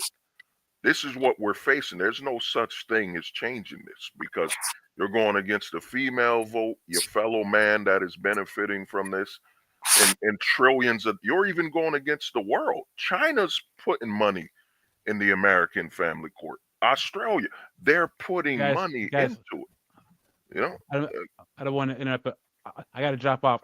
It was good talking to you. Big Cowboy, always good talking to you, buddy. Have a good one. all right, man. Peace out, man. Yeah. Hey guys, I just wanted to say I gotta head out, but it was nice to meet you, Hostage, and everybody else, and all you guys. Man, really, we can't win. Just walk away. No, That's no, no, dude. We won, man. Dude, you don't say that. We haven't lost anything, man. no, You gotta volunteer to get into the system, man. We can't push that message that we've lost, man. We're good. no. I'm not saying we lost. I'm just saying we're walking away. Mm, We just walked away, and we're having like Italian beef sandwiches mm. later. Oh, Speaking of walking away, Polska, you probably have had quite a bit to drink. Maybe you should go take a snooze. You're probably tired. No, I'm good. I can finish my beer and hang out for a bit if you want. Yeah, as long as you, I don't know, respect the etiquette of rhetoric. I don't know. What did you just say? What the fuck did you just say? The etiquette of rhetoric? What I'm trying to say is typically when I have a live stream, and I have observed this many times, at the beginning of a live stream, you're sort of very easy to get along with, and then as the night progresses, you get more and more drunk, and then you become sort of belligerent. That's not what I asked you, dickhead. Okay. You said the etiquette of reticate. What the fuck does that mean? Because that is not English. Proper rhetoric, basically how to discuss and debate properly. Like, for example, don't interrupt people when they're mid-sentence or something like that. Yeah, well, normally I don't do that. So, yeah. Okay. Negative on that one. Your next one? Polska, can you tell me or teach me very quickly how to go back to the panel where I can see all four of you? I don't know what I'm doing. Oh, that you gotta there's something like a panel thing. You gotta see you gotta use like 4 devices. Cowboy, seriously. Do you have a laptop open and a pad open and your phone open? I have 3 devices open and I have all of your entire stream open. Okay, well, you're a wrench.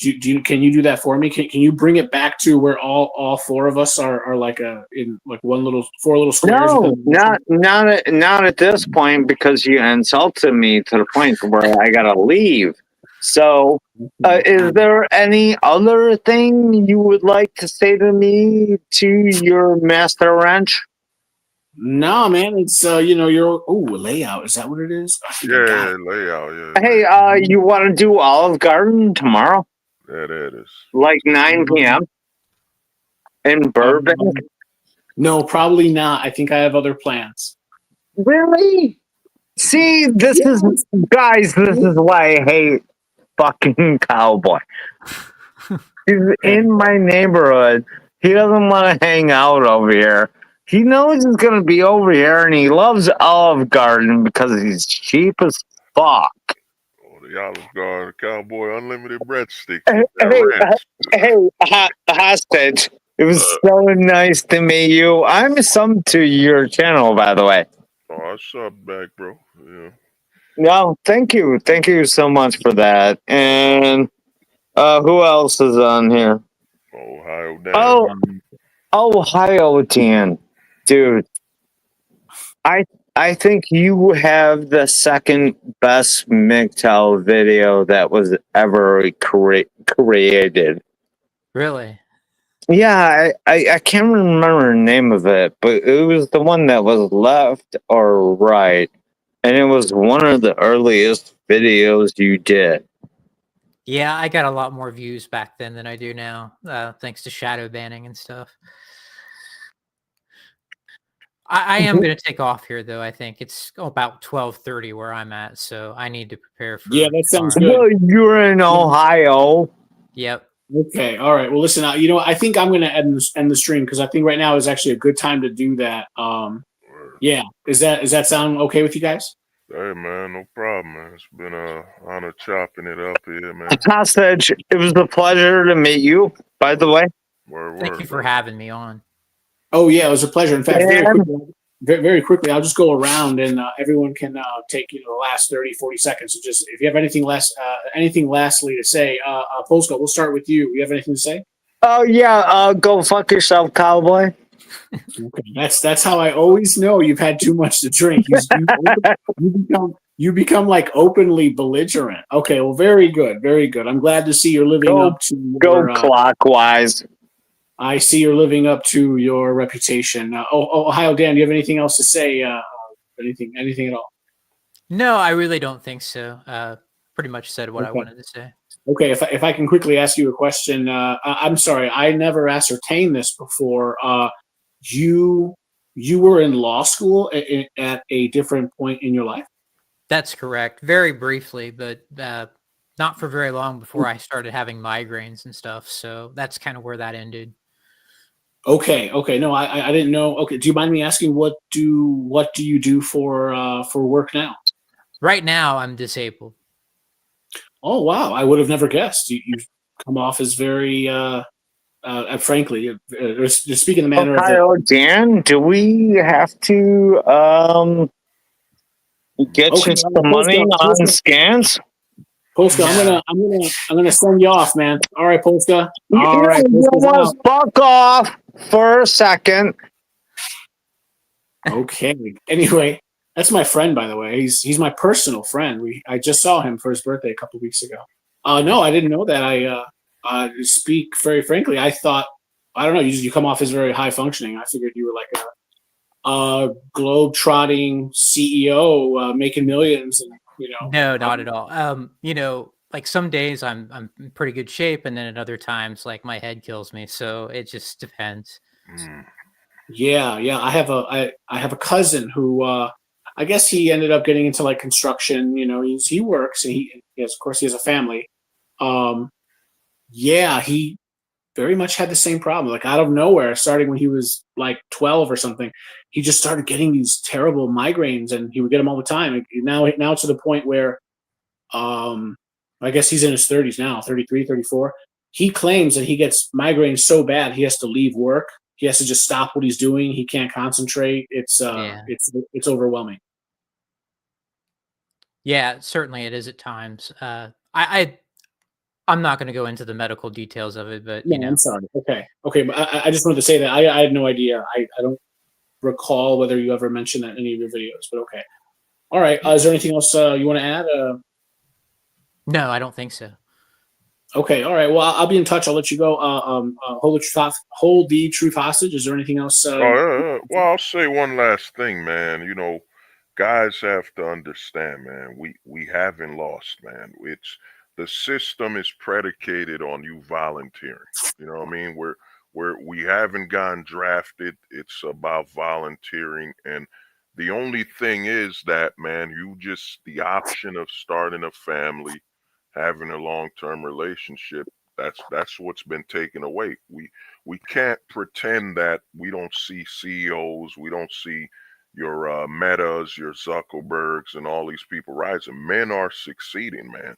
It's just that the system now is predicated on you're not considered a success unless you bow down and basically participate in the whole thing. So we're good, man. It's just a situation of, man, we grew up watching all those TV shows with families and so on. It's just not an option we could take it. That's all it is, man. Yeah, you got to abandon that mindset, basically. I agree. At this point, I'm 41.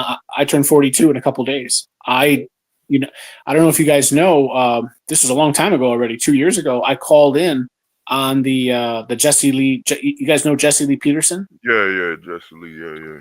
Yeah. I called into the Jesse Lee Peterson show. He did a whole half-hour segment with me, and I detailed, I thought I was going to get married, and I was raised a traditional Catholic. I went to Catholic grammar school, Jesuit Catholic high school, Jesuit university. I was told you get married, you get married, you get married. Now I don't, with the way things are and the laws, I don't see that happening, and I think that's where a lot of I don't know. I think that's where a lot of men are sort of ending up now, men like us. Yeah. And dude, one thing you brought up is that, man, I covered this over 4 years ago, is that the churches have all allowed it. You know what I'm saying? There's no fight from the churches of any religion saying this is this is inhumane. This is absolutely goes against everything. And the churches are still marrying men, knowing that virtue, that thing is been weaponized. You know what I'm saying? It's been weaponized against you. The fact that not even the churches will say anything about this, man. It's crazy, man. Biblical marriage really doesn't exist anymore. Like, it's just a pretense. It's just marriage to the state. It's not a biblical marriage anymore. That's the way I see it. That's the way I see it as well. It's all legal now. It's all legal, which means you don't engage unless like Paul Elam says, unless some very, very serious changes to family law occur, you just don't get married. It's off the table. Well, That's even well, not to interrupt, Cal. Even with that, is that, bro? We don't know when the law will change. The law has. This is why I say men will completely. You know, what I'm saying there's the ghost in his beginning is that once men start thinking about the laws have no expiration date. It's like, for example, let's say a man tells me he's in a successful marriage right now. He's been married for 15 years. The new man hears, well, you still could get divorced, right? The it hasn't ended. That opportunity is still on the table. There's no such thing for the American man now of a successful marriage. And the fact that the law could change. Let's say, Cowboy, you got married, they changed the law, and 5 years later it got changed again. You're now the right. eye of divorce is now aimed at you. You know what I'm saying? Right. They can retroactively go back and say, hey, well, you're married now, so these new laws apply, so you're screwed. Right. I know. I completely agree. At this point, I've listened to a lot of your content. You've brought that up before. There is no safe ground for men in marriage. It's just that simple. Oh damn! So, Oh, that was deep, man. yeah. No safe ground for men in marriage, yo. Okay, I'll leave it with that. Maybe to chop Brother. up again in like 3 or 4 months. How does that sound? Hey, brother, we'll talk, man. You know how to reach me, man. It's been an honor and a pleasure. And the thing is, look at that. We from different perspectives, but the peace and the knowledge is here, man. You have a good one, bro. All right, take care. Bye now. Peace.